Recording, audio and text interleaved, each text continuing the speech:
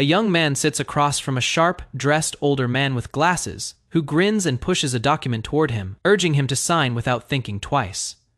The young man stares at the pen in his hand, silent hesitation written across his face as he holds it over the paper. A woman nearby watches the two men talking and quietly wonders if the deal being discussed is actually safe.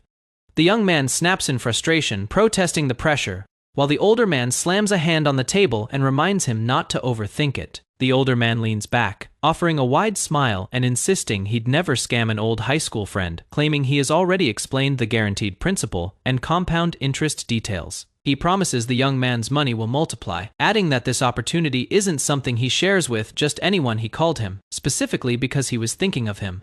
A memory surfaces. The young man recalls watching the older man take work calls at his own father's funeral and bowing to his boss there, saying it broke his heart to see him treated that way. The young man's expression tightens into a bitter smile, remembering how furious he'd felt when his father was brought up, yet he had been powerless to do anything about it. His hand moves across the signature line, hoping that the goodwill shown to him was genuine, since hope was the only thing he had left to hold onto. The older man removes his glasses, smirking coldly at having manipulated him so easily. 2 years pass. In the present day, a door creaks open into a dark, cluttered room. A young man clutches a toilet, retching violently, his body hunched over in the confined bathroom. He lifts his head, sick and exhausted, muttering that the snacks he'd finally treated himself to had just come back up. He is introduced as an ordinary 28-year-old man living in South Korea, stumbling through a messy apartment littered with bottles and papers, admitting his life falls far short of ordinary. He recalls that the man responsible for his downfall has been unreachable for a year, leaving him to barely survive, crushed under debt, with only 5 hours before his part-time job. He considers reading a little before sleep, the only hobby left in his decaying routine. He reaches for a worn black book on the shelf, the novel Dark Header, promising himself just 30 minutes. Lying on his bed, he flips through pages he has read over 100 times, the story somehow always feeling new. He calls it a small escape from a miserable life, even if only for a moment. Suddenly he freezes, eyes widening in surprise at something unexpected on the page. Strange purple, glowing black feathers drift outside the window, catching the man's attention as he sits at his desk, murmuring in confusion at the sight. He touches his face and notices blood trickling from his nose. Recognizing the feathers as those of a crow, a sudden cough forces more blood from his mouth. Catching him completely off guard, blood splatters across the pages of his book as it falls from his hands, staining the sheets beneath him. Gripping his chest, he realizes something is deeply wrong with his heart. Struggling to breathe, he collapses forward as dark purple energy begins swirling violently around the book on the floor. Blood drips from his mouth as he curses his misfortune, gasping through the pain. Sitting on his blood-stained bed, he questions whether this senseless end is truly how his life will conclude. Just as he begins to accept his fate, something stirs violently within him. In his final moment of clarity, the only image that surfaces in his mind is the face of the man who scammed him. Purple feathers scatter around his collapsed body as he admits, with regret, that there was nothing he could have done. A burst of black feathers rises into a night sky, revealing a masked figure with glowing blue eyes staring outward. Breathing heavily, he turns, startled, gripping the fabric of what looks like royal robes, wondering aloud what just happened, and whether it had all been a dream. A close-up reveals his eye has changed, gleaming an unfamiliar shade of blue as he questions where he now stands. He finds himself inside a grand chandelier-lit hall, demanding to know where exactly he is. His eyes widen with unmistakable fear as a sharp, threatening sound tears through the air behind him. Perched ominously on a branch, a massive crow-like creature glares down with piercing red eyes.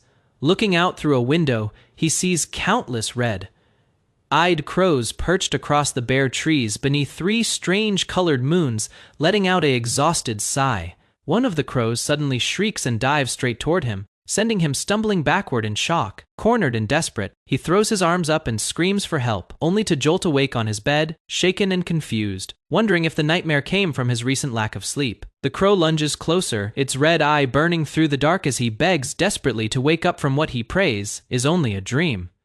Its claw brushes against his forehead, and he pleads again, eyes wide with disbelief at what he is seeing. Moments later, the same crow sits calmly against him, and he wonders aloud why the creature has suddenly turned so gentle. Without warning, the crow lashes out, diving at him with sharp talons extended. He looks up at a strange sky holding a red moon, a blue moon, and a small yellow star, realizing with dawning horror what this place might actually be. His reflection stares back at him, confirming that this world is nothing like the reality he once knew. A voice inside identifies him as Prince Ran-Abaran, spoken gently by someone named Anna. Summon a request to enter his chambers and he panics, scrambling to stop the door from opening while claiming he isn't feeling well. On the other side, a startled maid steps back, caught off guard by his reaction. He lies collapsed on the floor, groaning and clutching his aching head. A servant retreats after being told to come back later, while the man realizes with alarm that the name Ran-Abaran confirms his suspicions. Still dazed, he grips his head, piecing together that this place is likely the very novel he has read countless times before. He identifies the world as that of Dark Header. Now recognizing himself as the Empire's seventh prince, Ran-Abaran horrified. He remembers this character is fated to die a miserable early death within the story, screaming in denial at the realization. Sitting alone, he wonders how this could have happened. Stunned that of all people, he woke up inside this cursed novel. A composed aide named Sign arrives, formally announcing himself before the prince. He recalls that Sign is the seventh prince's loyal aide, reacting with surprise at seeing him in person. Sane and a young maid arrive together, explaining they came personally after hearing he had skipped dinner. Sane presents a prepared meal and gently asks whether the prince is feeling any better. Steadying himself, he resolves internally to stay calm and convincingly play the role of Abaran from now on. Standing before Sane and the maid, he assures them he is feeling somewhat better, prompting quiet relief from both. Sane instructs the maid, Anna, to set the table for the prince's meal, and she quickly agrees. As Anna serves the food, he studies the trembling girl and eyes the meal with visible suspicion, unsure if it is even meant to be edible. When he reaches to pour his own tea, his sudden movement startles her further. The pitcher tips and spills across the table, catching them both off guard.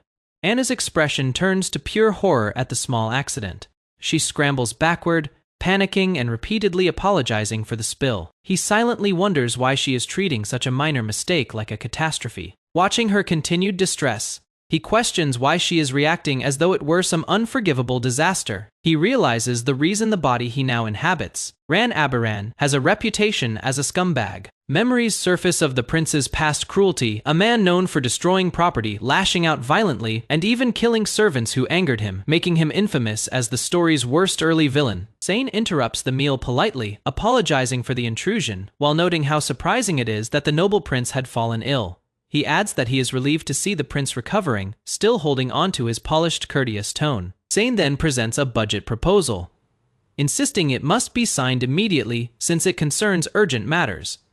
Internally, he dismisses the claim as nonsense, recognizing the manipulation, while wondering what real business a supposedly foolish, incompetent prince could ever be trusted with. Studying the documents closely, he identifies them as clearly fabricated, meant only to siphon away the prince's share of the funds. He realizes Sign's influence stems from being a relative of the empress, whose power extends throughout the entire empire. Despite recognizing the scheme, he knows the original prince was too foolish to ever have noticed, and hesitates over whether he must sign in order to stay consistent with the story. Sane mocks him openly, questioning whether royalty could really have forgotten how to hold a pen. Clearly enjoying the humiliation, fuming quietly at being disrespected despite his status, he questions why fate forced him into the body of someone so pathetic. As Sign presses further, insisting his need for guidance is exactly why signing is necessary. Pen in hand, he steadies himself, preparing to sign the document Sign has placed before him. Sane presses him again, urging him to stop thinking and simply sign without hesitation. The moment feels familiar, and he realizes this situation mirrors the exact scam that ruined his old life.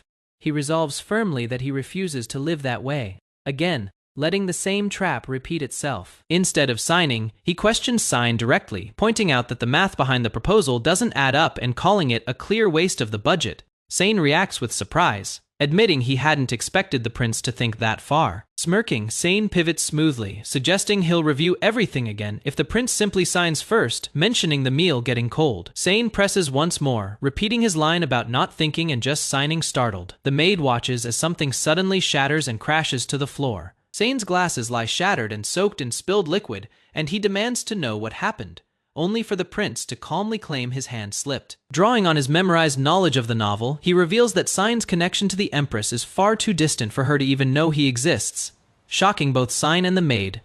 Enraged, Sign lashes out and strikes him across the face. Bruised but defiant, he insists he doesn't know how he ended up here, but refuses to quietly accept the death that awaited him in the original story, twisting the blame back onto Sign for distracting him. Reflecting on his old life of being ignored and constantly losing, he declares he refuses to live that way.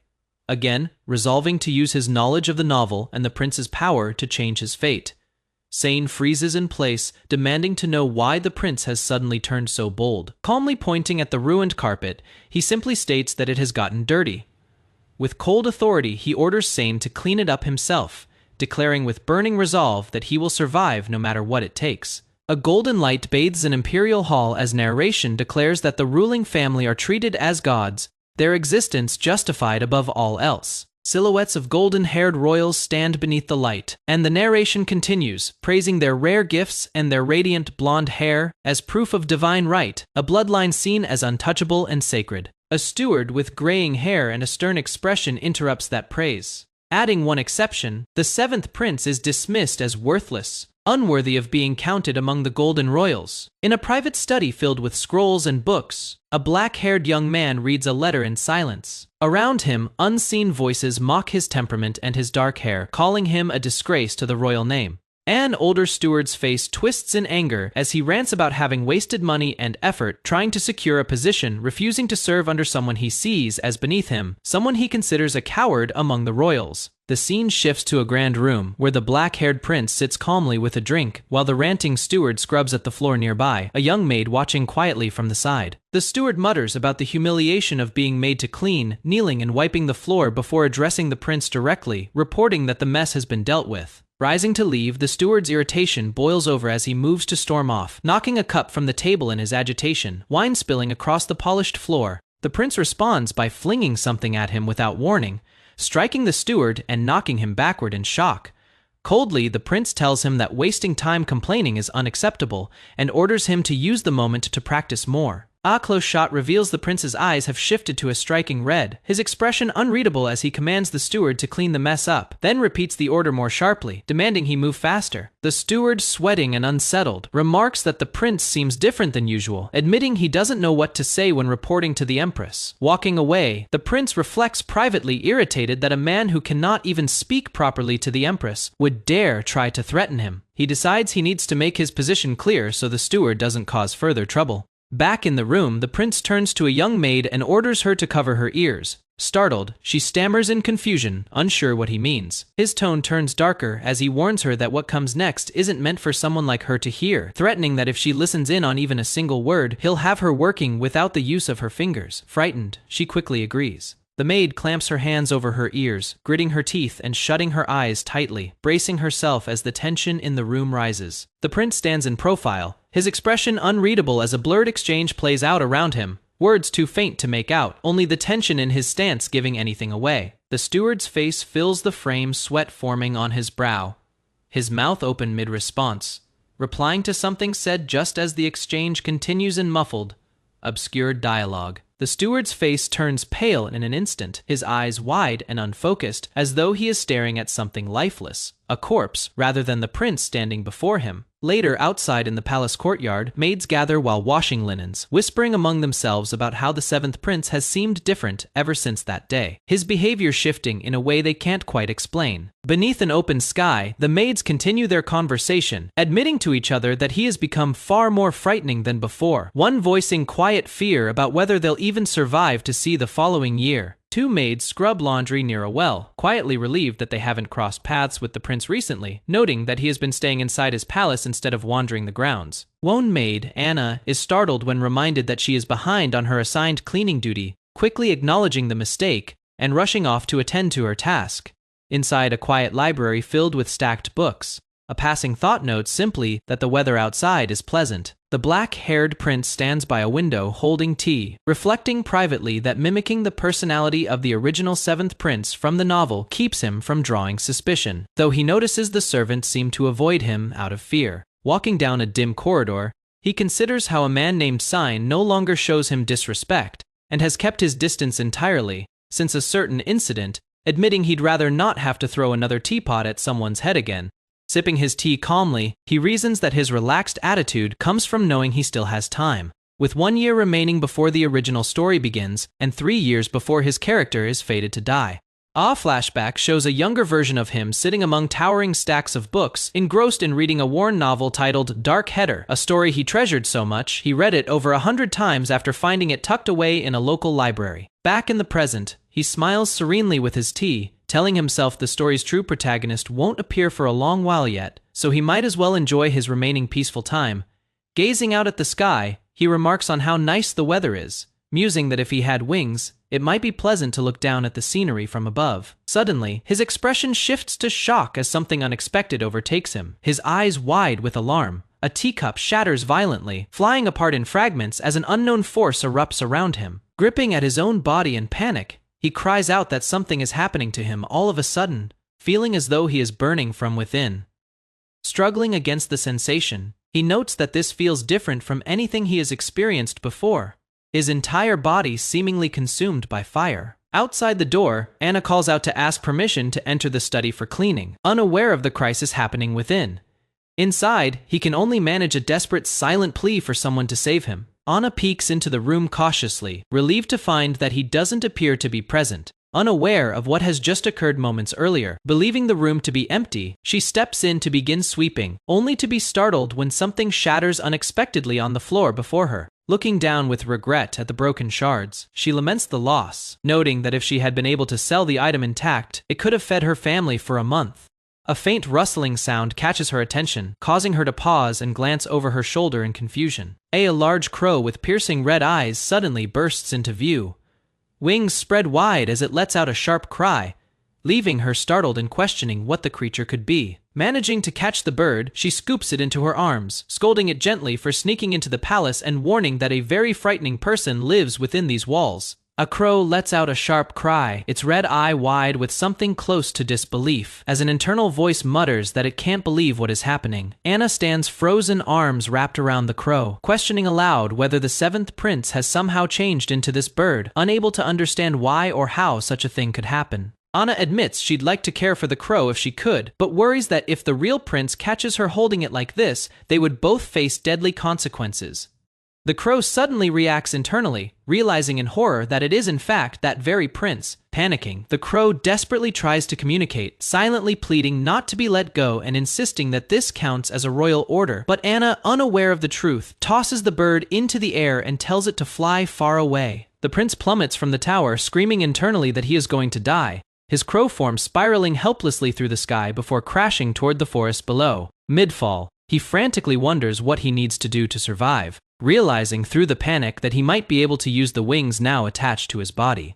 Fighting against the fear gripping him, he commands himself to fly, refusing to accept dying in such an undignified, accidental way. Struggling against the wind, he begs his own body to cooperate, repeating the plea to fly as he barrels toward the trees below. Just before impact, his instincts take over, wings spreading out as he reacts on pure survival instinct, uncertain what is happening to him. To his shock, he finds himself gliding steadily through the air, marveling that he is actually flying, before a new worry creeps in, whether he'll be able to turn back into a human again. Night falls over the palace, twin moons glowing softly above the domed rooftops as the scene shifts to later that evening. Back in his room, gasping for breath, he confirms with relief that he successfully reverted to human form, admitting he tested the transformation several more times just to be certain it wasn't a fluke. Catching his breath, he marvels that he seems capable of shifting into a crow purely through will, calling it an entirely unexpected ability he never knew he had. He questions where this power came from, wondering if it might be tied to a strange crow that had latched onto him on his very first day in this world, noting that nothing like this ever appeared in the original novel. Turning a doorknob quietly, he resolves that although he doesn't understand the origin of this ability, he must keep its existence a secret from everyone around him. Staring out a window, he considers how this unexplained power could complicate matters, since anything unaccounted for by the novel's plot has the potential to derail the story's intended progression. A servant's voice interrupts his thoughts, reminding him that the evening ritual is about to begin, and that he must prepare to attend, while he privately suspects the ability is somehow connected to a figure named Manus. Steeling himself, he acknowledges internally that the long-anticipated day has finally arrived. The scene reveals a monthly ritual where the emperor and his primary children gather for what is technically labeled a religious ceremony, though it functions as an unofficial succession test, one that notably excludes the seventh prince from consideration entirely. Standing at the far end of the hall, he reflects that witnessing this ritual firsthand feels entirely different from simply reading about it in the novel. Taking his designated seat at the very end of the table among the other royal siblings. In the grand hall, two royal brothers stood with shining blonde hair, drawing every eye. Beside their brilliance, the seventh prince looked as plain as a crow. A dark-haired young man stood among the royals, silent and composed. A voice cut through the air, calling him a half-witted bastard, who dared to hold his head up without shame. He recognized the one speaking, the eighth prince, Silos, Aberan, 17 years old, his half-brother by blood, but not by respect. Silos mocked him openly, questioning whether he had lost the ability to understand words. The dark-haired prince faced him without flinching, reflecting quietly that they were both minor figures who barely mattered in the grand story unfolding around them. Silos slammed his fist on the table, shouting and demanding a response, calling him deaf. The first princess stepped in, her tone sharp beneath its politeness. She reminded them that brothers should get along and warned against causing a scene before the emperor. Silos immediately backed down, apologizing to her with visible unease. The seating arrangement made the hierarchy clear. First prince, third prince, and second prince sat in careful order beside the first princess, each position reflecting their rank within the empire. Royal power came from something called manus, a unique force tied to bloodline. The brighter a royal's hair, the stronger their manus, marking them as true members of the ruling class. The dark-haired prince stood apart from all of them. His body, the one now inhabited by an outsider's consciousness, had been born with pitch-black hair and no manus at all. The only royal cursed this way. It explained why the original owner's personality had turned so bitter.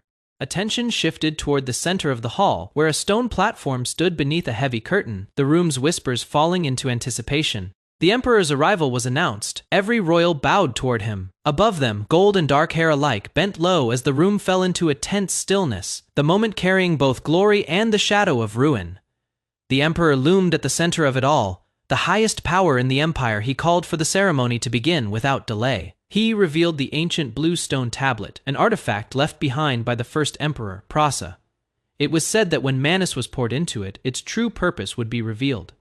The tablet's function became clear. It measured the strength of a royal's manus directly from their touch. When the emperor placed his hand upon it, a surge of light shot outward from the stone, extending across the hall as his enormous power made itself known. The light stretched all the way to the table's edge, drawing awed murmurs from the gathered royals. The dark-haired prince silently wondered whether the light had always reached that far or whether something had changed. The tablet's light dimmed, and a new hand was offered forward. A voice called for anyone who wished to challenge the result to step up. The dark-haired prince spoke, his voice steady. He declared that he would attempt it himself, drawing a surprised glance from another royal nearby. Tradition dictated that only the first prince usually took part in this ritual, since manus rankings, once measured, were rarely challenged or overturned by anyone else. The amount of manus reflected raw power itself, and it was well known that the first prince liked to display his strength periodically in front of the other royals, reinforcing his position. The first prince stood confident, his bearing radiating dominance. His display was meant to remind everyone present exactly who sat at the top of the hierarchy, and who was destined to become the next emperor. A choked sound escaped his throat as his expression darkened, eyes glowing faintly against the shadow covering his face. The first prince froze in shock, spinning around and shouting for his brother, his calm shattered in an instant. Blood streaked down his face as panic spread through the hall. Voices cried out for someone to find a doctor immediately. Amid the chaos, the dark-haired prince stood still by the window, rain pouring outside. He alone understood exactly what was unfolding before him. The first prince collapsed, blood pouring from his entire body, his life slipping away as death closed in fast. The screen turned dark red, marking the true story's beginning, signaling that everything before this moment had only been the setup. In this world, manus is a rare power that runs through the royal bloodline, though its form differs for each user. The first prince wields water manus, while the second prince commands fire, each ability shaping how they carry themselves at court. During the day's manus measurement, the first prince pushes out a stream of water, only managing to cover a little over half the testing table. Before the results can settle, he suddenly collapses, coughing blood in front of the stunned second prince and an attendant, both scrambling toward him in shock. A young man with dark hair looks on, sweating, realizing this isn't supposed to happen yet. In the original story, the first prince wasn't meant to cough blood for another 6 months, meaning the protagonist's arrival is still far off. Elsewhere, questions swirl around this same dark-haired man. Why can he transform into a crow when his original self in the novel had no manners at all? He studies his own reflection, unsettled by an ability the novel never described appearing right after he took over this body. He wonders if it is really just coincidence. The second prince, meanwhile, smashes his fist through a mirror in his room, frustration building as he mutters that everything had been fine that morning, and the day before had been ordinary too. His fist strikes again, shattering more glass, disbelief cracking through him along with the mirror. He drops to his knees, groaning in pain, his body shaking as something inside him seems to be breaking down. Gripping his own face, he realizes that every attempt to use Manus now sends burning pain through his whole body, and he fears he may have lost his power for good. Struggling to stand, the first prince insists this can't be happening to him. He is the Empire's first prince, the future emperor. He grabs his cane, snapping that he is different from the insects around him, certain of his own superiority. The second prince, unaware of what is coming, relaxes on a couch with a hookah, assuring himself his condition is nothing serious and that rest will fix it. A shadow suddenly appears near him, and he jerks around in alarm, demanding to know who is there. The dark-haired man watches calmly as the hookah pipe is destroyed, silently noting that this prince is a monster in raw physical strength. The second prince sneers at the intruder, mocking him as a powerless cripple unworthy of being sent as an assassin. The dark-haired man replies coolly that if he really were an assassin, the prince would already be dead, adding that he wasn't even noticed until he spoke. He points out the irony. Someone like him managed to slip into the emperor, to be's own bedchamber, one of the most heavily guarded rooms in the empire, without leaving a trace. The second prince demands to know how he got in and what trick he used. The intruder simply shrugs, claiming he climbed the outer wall, a claim as calm as it is unbelievable. The second prince scoffs, refusing to believe the story of scaling the palace wall from outside. The dark-haired man presses on, asking how the second prince's body has been feeling, noting that the royal physician likely found nothing wrong, but that he himself must know his own condition better than anyone else. The second prince lets out a short scoff, brushing off the question, then bursts into loud, mocking laughter at the whole situation. The dark-haired man watches him calmly, and remarks that he now understands, adding that the prince uses his head more than he appears to. The second prince's expression turns venomous, as he accuses the man of secretly poisoning him, planning to use it as leverage so he could keep his life once the prince becomes emperor. The dark-haired man cuts him off sharply, telling him that if that was his guess, he has gotten it completely wrong, and calls him a foolish little brother. He continues coldly, warning that within a week, the prince will be begging for death, with blood pouring from his eyes and ears. Startled, the second prince lunges forward with his hand outstretched, demanding to know what he means. The dark-haired man settles back casually, insisting he hasn't used any tricks or schemes at all. He explains further that the prince's body will keep deteriorating rapidly, and that eventually he'll die bleeding from his entire body, adding that even he himself doesn't yet know who is truly behind it. He leans in, telling the prince to listen carefully to what he is about to say. He states plainly that this is the prince's last chance to save his own life. Later, flying through the rain as a crow, the man reflects with relief that the prince turned out to be just as simple-minded and cowardly as he was written in the novel.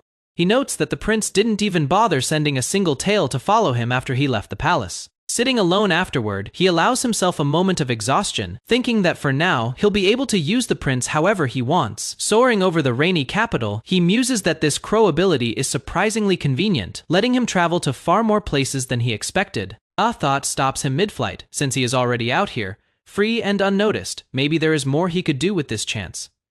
He continues gliding silently over the sleeping city below, turning the idea over in silence. Back at the palace, a servant standing before a grand door remarks that the prince hasn't eaten in 2 days, worried by the lack of any movement from his room. Startled by the fear that something terrible might have happened, another maid panics, imagining harsh punishment for failing to protect a royal, and cries out in alarm. A servant panics as a fist slams into a wooden door, shouting in alarm that the prince might be in danger. The dark-haired man steps out, annoyed by the commotion, asking what all the noise is about, as a maid stumbles forward carrying a tray.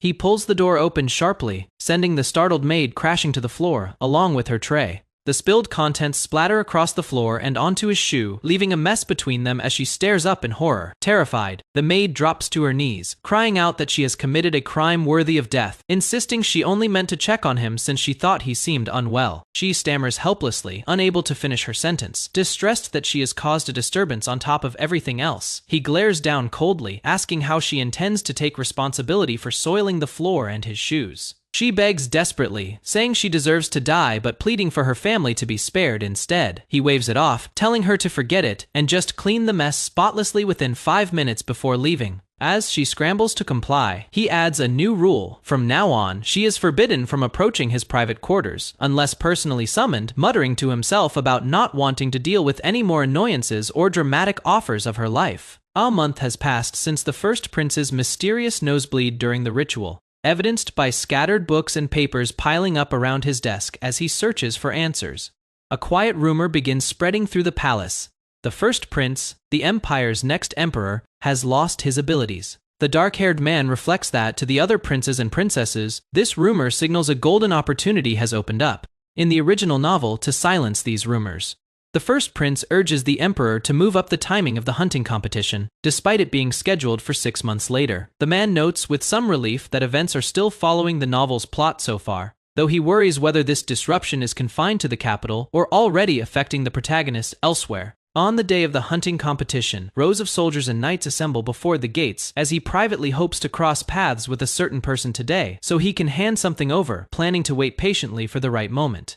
A brash young man calls out mockingly, addressing him as nothing more than a bug. Riding alongside him, the same figure taunts that his black horse suits his gloomy personality, while the dark-haired man privately worries that this year, 1 full year before the novel's story begins, this rival seems far more hot-headed and impulsive than his novel counterpart. Choosing to ignore the taunt entirely since an important event awaits him, he rides on, prompting the furious rival to shout after him for ignoring him. Undeterred, he calms his black horse, remarking that he actually prefers it to a golden one, while another rider comments that the 7th prince at least seems to have a way with animals. Before the group finally announces their arrival, the group arrives at the entrance to the imperial forest, marking the true start of the hunting competition. Ahead stands the Tower of the Beginning, a massive rock spire where the opening ritual is held every year. The dark-haired man notes that once the first prince finishes performing the ritual, the hunting competition will begin immediately. The elderly emperor, aged and imposing in fur and armor, steps forward for the occasion. He reminds the first prince to prepare himself for the coming ritual, and the prince responds with practiced obedience, acknowledging his father's words. The second prince, walking beside his brother, remarks that he is glad to see him looking healthy and asks if he has decided on his wish yet, catching the first prince off guard as he questions what wish he means. The second prince clarifies that it is the wish granted to whoever wins the hunting competition, adding smugly that the first prince is obviously going to be today's winner. Anyway, obviously, the narration explains that the ritual exists to showcase the future emperor's manus, a public display of the royal family's strength, held in front of the gathered nobles. In the crowd, nobles murmur their excitement at finally witnessing the first prince's manus firsthand, though one voice quietly brings up a rumored incident, quickly hushed by another fearing they'll be overheard. Elsewhere, the second prince fumes, furious with himself for having trusted advice from someone he calls nothing more than a bug, warning that they'd better not have been lying to him. The dark-haired man watches from a distance with a faint, knowing smile on his face. Meanwhile, the second prince channels a surge of crackling energy, snarling that if he has been tricked, he'll make sure to kill the one responsible in the most agonizing way possible. Back near the crowd, the dark-haired man observes another young man standing rigid with nerves, teasing him lightly and telling him not to be so tense, addressing him as Reja. He reflects privately that as long as his instructions were followed properly, something interesting is about to unfold. A massive surge of blue mana tears through the sky as a robed figure stands at the center of a swirling vortex, arms raised, drawing power from every direction while a crowd watches from the shadows below. The storm collapses inward, sweeping across rooftops and cratering the ground as a lone figure is caught in the wreckage, flung through the debris while the shockwave rolls out toward the gathered onlookers. Streaks of energy slice through the rain-soaked battlefield, and a warning rings out to stay clear of the vortex.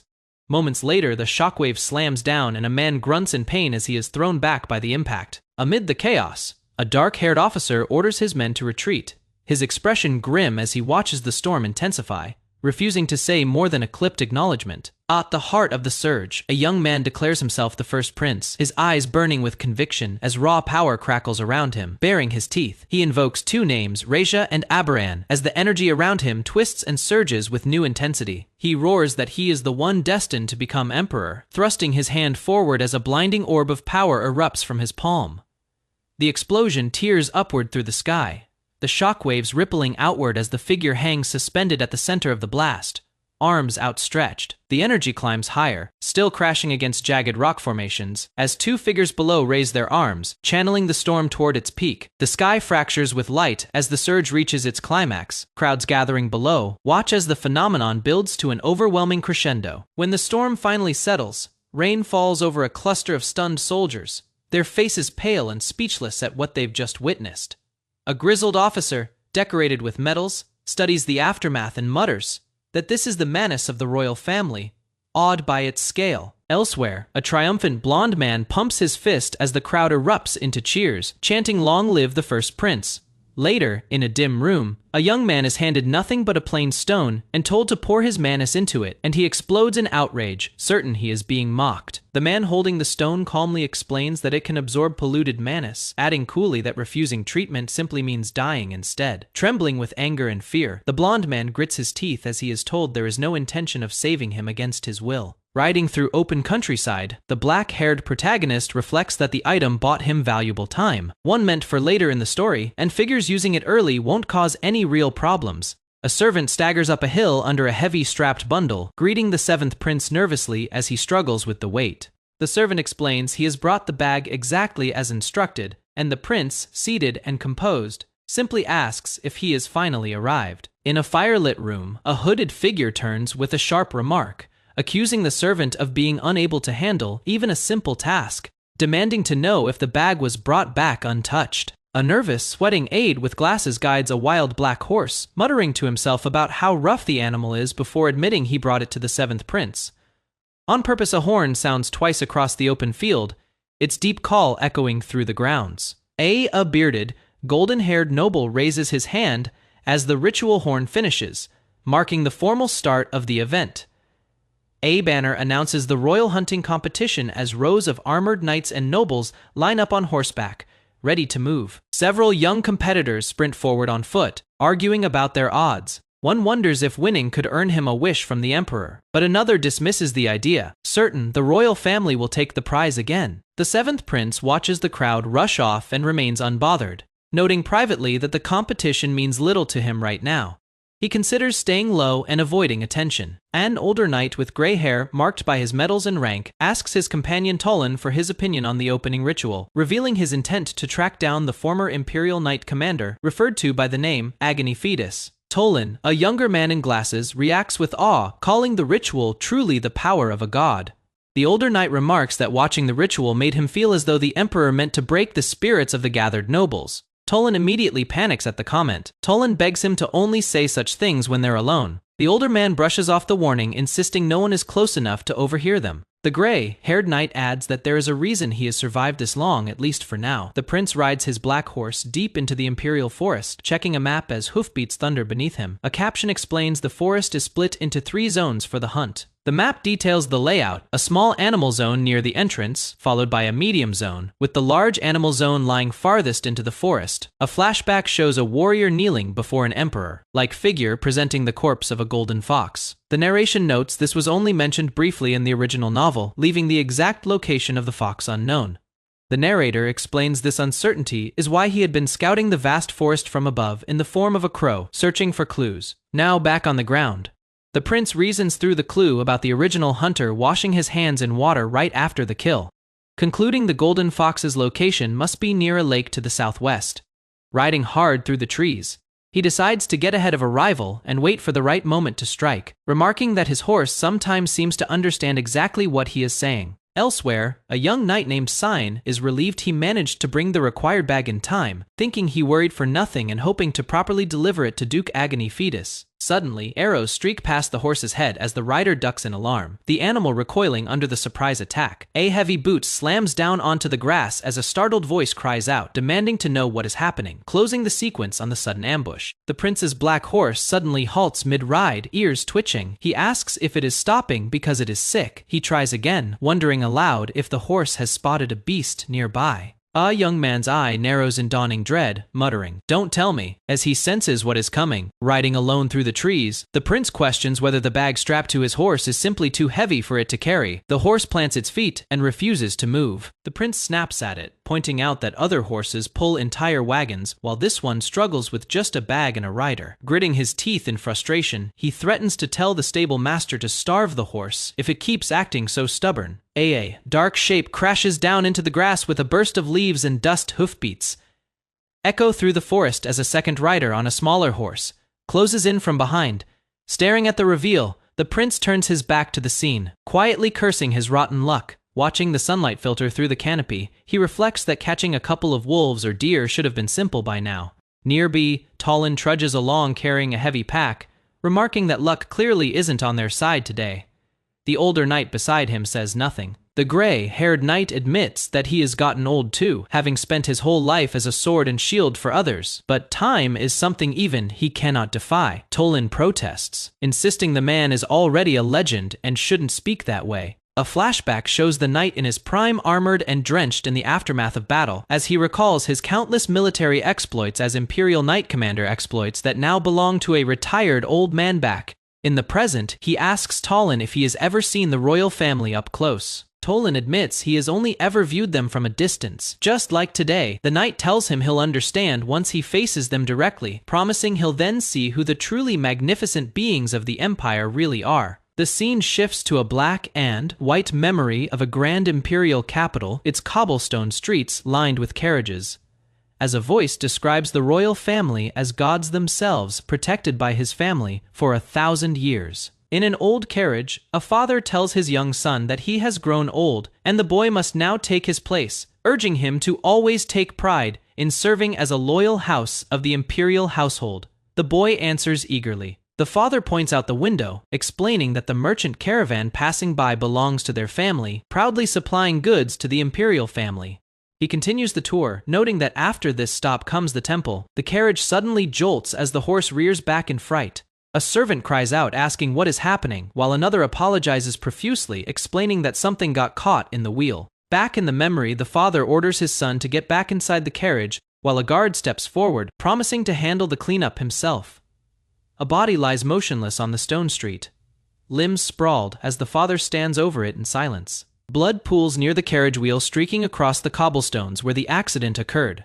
The father studies the corpse and identifies it as a vagrant from the area, noting that the person appears to have been caught stealing imperial tributes from the temple. A shadowed figure looms within a distorted eye-shaped frame as the father dismisses the death, calling it a common sight around here. Back inside the carriage, the boy asks his father what is happening and says he wants to go outside too. The boy's father sharply orders him not to come out, startling the child. The boy quietly calls out to his father, only to be cut off as the older man insists he mustn't come out.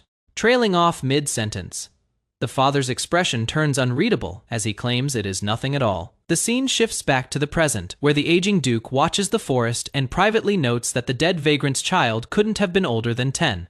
He continues the thought, reasoning the child must have been younger than his own son and was likely burned in the incinerator afterward, quietly questioning whether darkness exists even within such a noble empire. Tolan interrupts, urging the duke that they have no time to admire the scenery and must keep moving to save face for the family's name. The duke apologizes for the delay and reveals he knows a nearby spot where a golden fox has been known to appear. Elsewhere, the prince trudges through the forest under the crushing weight of his bag, gasping for breath and vowing to turn his horse into a roast once he gets back.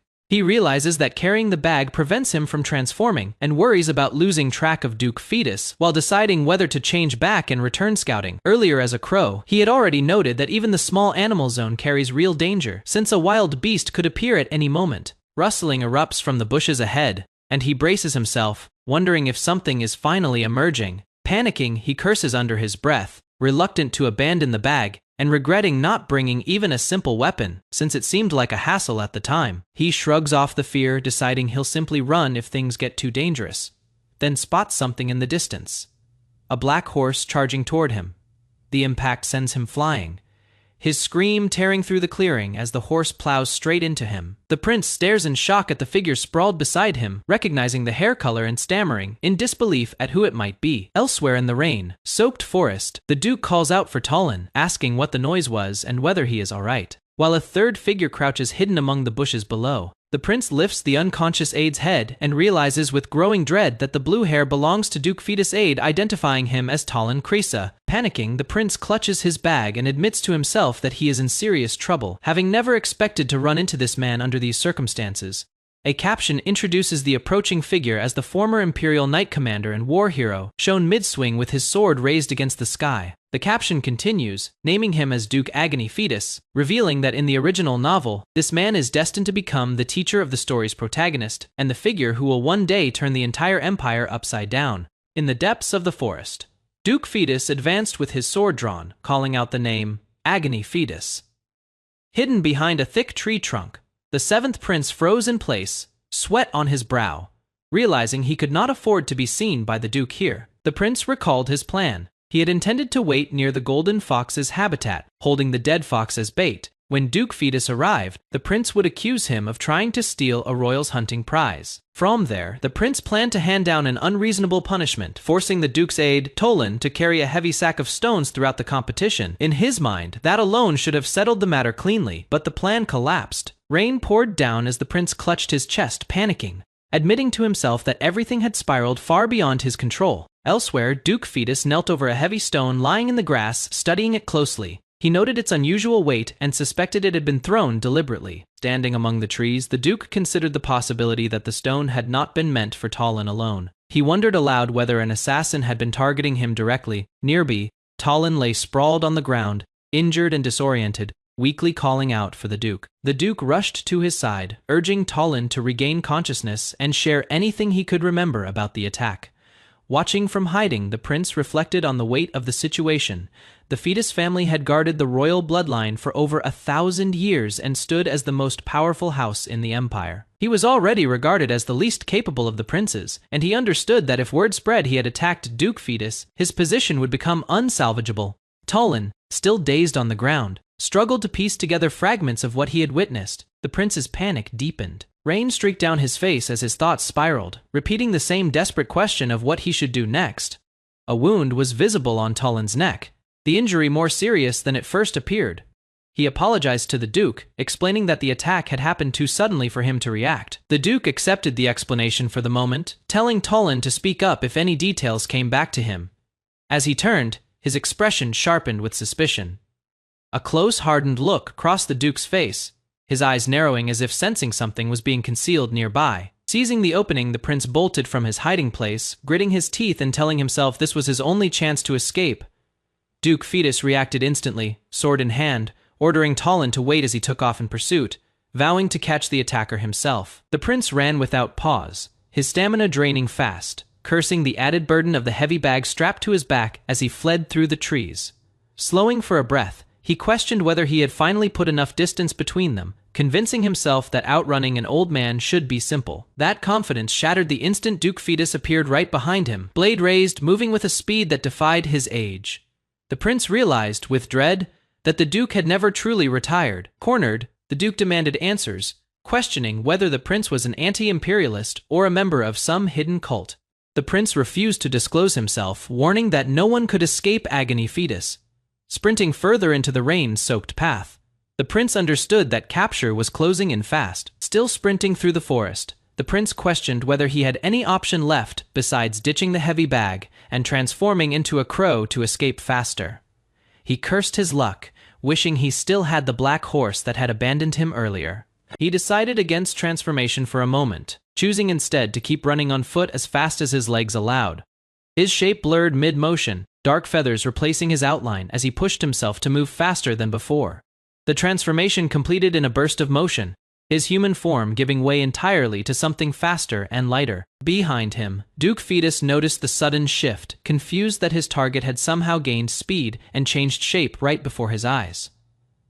The Duke pressed forward regardless, blaming his aging eyesight for the strange sight, refusing to let frustration slow his pursuit. After tearing through the underbrush and snapping fallen branches in his path, the Duke finally stopped in an open field, breathing hard, uncertain if he had lost his target for good. In the sky above, the prince felt his body grow strangely light, wondering if he had turned into a crow again, though the sensation of running never fully left him. The rhythmic sound of hooves striking the ground echoed nearby, and he wondered if the same black horse from before had returned. A reflection of sky and trees shimmered in a wide, alert eye, and the prince began to suspect something else was happening to him. He looked down to see he had become the horse itself, rearing on its hind legs, and could only think that the whole situation had turned absurd. Footsteps approached through the dark brush, and two figures in white royal uniforms arrived. One of them marveled aloud, asking his companion if he had truly caught such a creature himself. The pair stood facing a massive cave, like shadow, and one turned to ask why his brother seemed to find it so hard to believe. The two princes stood together as one confirmed that his brother had won the hunting competition, then asked what wish he intended to request from the emperor. A sly smile crossed the winning brother's face as he admitted he already had something specific in mind. Meanwhile, deep in the woods, the seventh prince slumped exhausted at the base of a towering tree, letting out a long breath of relief. Reality caught up with him fast, and he buried his face in his hands, realizing just how badly his situation had turned. He remembered with dawning horror that he had lost the bag somewhere during his escape. Nearby, two of his men writhed on the ground in matching panic, one shouting that they had lost the most important item, insisting there had to be a limit to how badly things could go wrong. Lying back in the grass, the prince stared up blankly, his expression caught somewhere between disbelief and defeat as the weight of the disaster settled in. Alone in the woods, the prince told himself that standing around agonizing would change nothing. He decided the only sensible move was to retrace his steps and check what had happened to the bag. Nearby, Tolan sat propped against a tree, still dazed, and stirred when he noticed Duke Fetus approaching, greeting him with surprise. The Duke asked if his head felt any better. Tolan admitted he was mostly fine, though still a little dizzy from the earlier blow. The Duke's focus shifted to what mattered more. He confessed with visible frustration that he had let his target slip away, unsure if the man had simply been fast, or if his own age was finally catching up with him. Tolan pointed toward a bag sitting nearby, mentioning that he had picked it up on his way back after finding it dropped in the grass. He noted it looked expensive for something left lying around, and questioned why on earth it was stuffed full of stones. From nearby, the seventh prince kept his composure, claiming he had no idea, suggesting it might have simply been someone's prank. Before he could finish the thought, Duke Fetus turned sharply, immediately recognizing the bag and closing the distance toward him with Tolan at his side. Startled, the aide pointed straight at the prince, blurting out his identity in shock. Both the Duke and Tolan dropped instantly into a respectful bow, greeting the seventh prince with visible unease. Recovering first, the Duke asked cautiously whether the bag belonged to him. The prince answered simply that he had been wondering where it disappeared to. Tolan's suspicion sharpened. He asked pointedly why his own item was found near the bag, demanding to know if the prince had stolen it from him. The Duke stepped in with mild offense, calling the accusation absurd, insisting he had merely come across the bag by chance while walking through the grass. The prince pressed further, remarking that anyone accused of theft would say the same thing, since no one wanted to lose a hand over it. The Duke swore on his own life and his family's honor that he was telling the truth. The prince then turned his attention elsewhere, asking why the Duke's aide was bleeding. The Duke explained it was from a short while earlier, describing it only as a sudden accident. Tolan stayed silent, sweat on his brow, clearly holding back whatever he actually remembered. A tense shadow loomed as the scene flashed back to the chaos of the chase, sword drawn mid-motion against the dark shape that had been pursued through the trees. Back in the present, the aide hesitated before speaking up again, addressing the prince directly with growing suspicion in his voice. The prince cut him off sharply, declaring it unacceptable for someone of lesser status to interrupt a conversation between royals, calling him a poorly educated brat for the attempt. Turning back to the Duke, the prince suggested that if Tolan's outburst was due to his head injury still not healing, perhaps the Duke should lend him a sword so he could settle the matter himself. Tolan froze, gripped roughly by the hair, sweat pouring down his face as the threat hung in the air. Tolan's eye trembled as he tried to speak, addressing the prince but unable to finish his sentence, sweat and fear plain on his face. Duke Fetus cut in first, bowing before the prince, and admitting his aide had made a serious mistake. He offered to discipline Tolan harshly himself if the prince would show mercy, and the prince accepted, praising the Duke's loyalty as admirable. The scene shifted to Tolan lying beaten on stone flooring, motionless, while a voice above him remarked coldly that this was truly exemplary, calling him an imperial dog who would not even flinch while his own aide suffered near death. Duke Fetus knelt before that same figure, hearing the chilling promise that his son would also grow up to be a loyal dog, just like him. Back in the forest, the prince gripped the bag tightly, telling the Duke that meeting like this was fate, and that he would trust him with it for the day. His expression darkened as he warned that the item inside was extremely important, instructing the Duke that even in death, he must not let it leave his body. He pressed further, demanding to know if the Duke understood the weight of that order. The Duke lowered his head, swearing to humbly obey the prince's glorious command. With the exchange settled, the prince cheerfully excused himself, wishing the Duke a fun time hunting, relieved that his body suddenly felt lighter now that the burden was gone. Walking off alone, he privately admitted his performance had been terrible, but told himself he needed to plant at least that much of a seed, feeling sorry for Tolan all the same. Elsewhere, Tolan apologized to the Duke for causing him trouble, and the Duke brushed it off, telling him to be grateful his limbs were still intact before suggesting they head back to rest for the day. Tolan suddenly spoke up again, telling the Duke he had remembered something about the person who had thrown the stone at him. He revealed it had been the seventh prince. The Duke stopped him immediately, admitting he hadn't realized it himself until seeing the prince in person, and told Tolan firmly that nothing more needed to be said. A narrator's voice explained that in the original novel, Duke Fetus would eventually cause a devastating incident during next year's hunting competition, driven by the death of his son within that year. The prince, reflecting on this, admitted he needed a strong enough stimulus to force that same incident to occur during the current competition instead. Elsewhere, one of the golden-haired princes announced his wish to the emperor would be developing the land around the temple. His brother sneered instead, declaring he would clear out the vagrants he saw as parasites infesting the imperial capital. The narrator's voice returned, addressing Duke Fetus directly, stating that his future was already set. The Duke's fate was declared. He would rebel against the royal family because that was determined to be his destiny.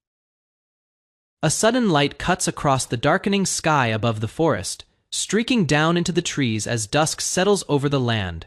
Ran crouches low behind the bushes, glancing around cautiously, relieved that he checked the sky more than 10 times before coming down, confident there were no witnesses to see him land. Walking past a camp of tents, his thoughts turn bitter. He thinks about what he did to Fetus and Tolan, feeling as though the events twisted him into someone he never meant to be. He accepts it grimly, reminding himself of the villain role he now carries. His memory shifts back to right after a competition had ended, where he crosses paths with someone unexpected in the open field. A woman recognizes him, first greeting him warmly, and remarking how unusual it is to see him walking alone through the forest like this. He is caught off guard, realizing she is the first princess, someone he never expected to run into in a place like this.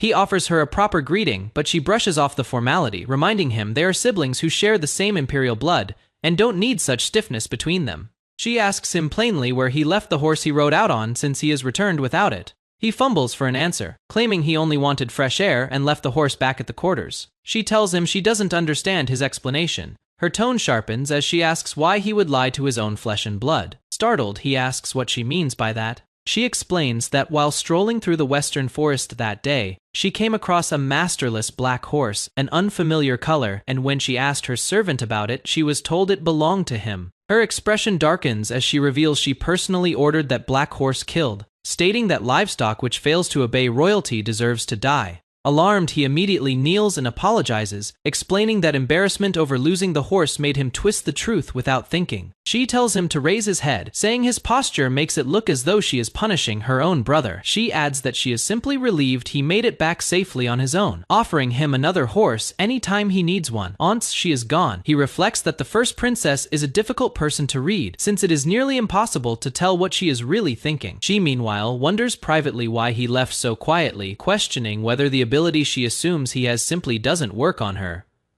Later, beneath a night sky near the tents, he starts to explain himself, insisting it wasn't what it seemed. The man across from him interrupts with his own theory instead, that he was chasing a beast, tripped over a rock, fell, and struck his head on another rock entirely. A duke sits with his aide, remarking that he has witnessed every kind of injury at the royal hunting competitions over the years, but never one caused by nothing more than a couple of rocks. The aide, bandaged and pale, listens as the duke asks how long recovery will take. The Duke warns that despite appearances, the injury is serious and demands at least a week of strict bed rest. The aide panics, protesting that a week means missing the entire competition, insisting his duty as an aide requires him to stay by the Duke's side no matter what. The Duke cuts him off gently, telling him recovery comes first and that he should rest until the closing ceremony. He assures the aide that he and Jack will manage the rest of the hunting competition without him. Reluctantly convinced, the aide agrees to do his absolute best to rest, promising to honor the Duke's wishes. Alone with the Duke afterward, the aide points out that in all his years of service, this is the first time he has ever been given a day off, joking that his real dream has always been to eat and play, if only he had the money for it. The Duke laughs, declaring he'll win the competition just for the sake of that dream, promising to reward him afterward with development rights to a gold mine. That night, a candle flickers on a wooden table as the aide sleeps restlessly, jolting awake with a gasp. His hand raised as if bracing against something unseen, Summonon speaks close to his ear, holding a small wrapped object near his face, as he cries out in shock. Elsewhere, someone reflects coldly, calling the aide's devotion truly exemplary, mocking him as an imperial dog who doesn't even flinch when facing mortal danger. In the darkness, a grieving man covers his face, weeping as he murmurs that his son will grow up to be a loyal dog as well, just like his father before him. The Duke lies awake at night, unable to sleep, deciding that maybe stepping outside for fresh air will help clear his mind. His expression tightens as memory pulls him elsewhere, toward a heavy stone-covered pack sitting beside a young boy standing in the dark. The pack rattles as father and son walk together through the night forest beneath a red moon, the father telling the boy there is something important he wants to show him at the temple. Inside the temple, the father recounts an old legend of a time long ago when the world was consumed by chaos and turmoil before a being of salvation descended from the heavens. The boy lights up, recognizing the story from a book, asking if his father is talking about the legendary figure known as Sierra the Great. Standing before a towering statue gripping a massive sword, the father explains that this god-like figure wielded mysterious power strong enough to subjugate those who endlessly waged war. He continues, revealing that this very figure united the empire over 1,000 years ago and named it Aberan, becoming the founder of the imperial family they now serve. Turning to his son with pride, the father calls him his treasure, addressing him warmly by name Flynn. He asks his son to follow in his footsteps one day, to grow into a proud sword serving the imperial family as sunlight breaks over the mountains behind him. The Duke walks on with the stone-filled pack still strapped to his back, wondering under his breath why he is still carrying such heavy weight. His face tightens as he questions himself further, wondering whether it is out of loyalty that he keeps carrying it, or something else entirely. A distant horn cuts through the sky, and he freezes, recognizing the sound, and asking aloud if this could really be what he thinks it is. Soldiers gather in shock, murmuring in disbelief that so many beasts were slain in a single night, questioning how one person could have accomplished all of it.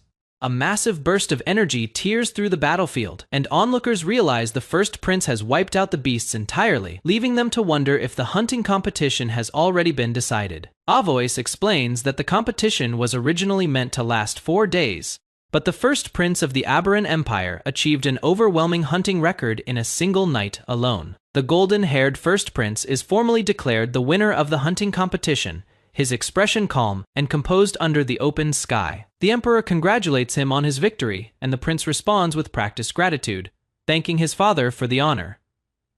As tradition dictates, the emperor asks the first prince to state the wish he desires as his reward. The crowd murmurs anxiously, recalling how the fourth prince once used his own competition reward to request the right to purge nomads from the border regions.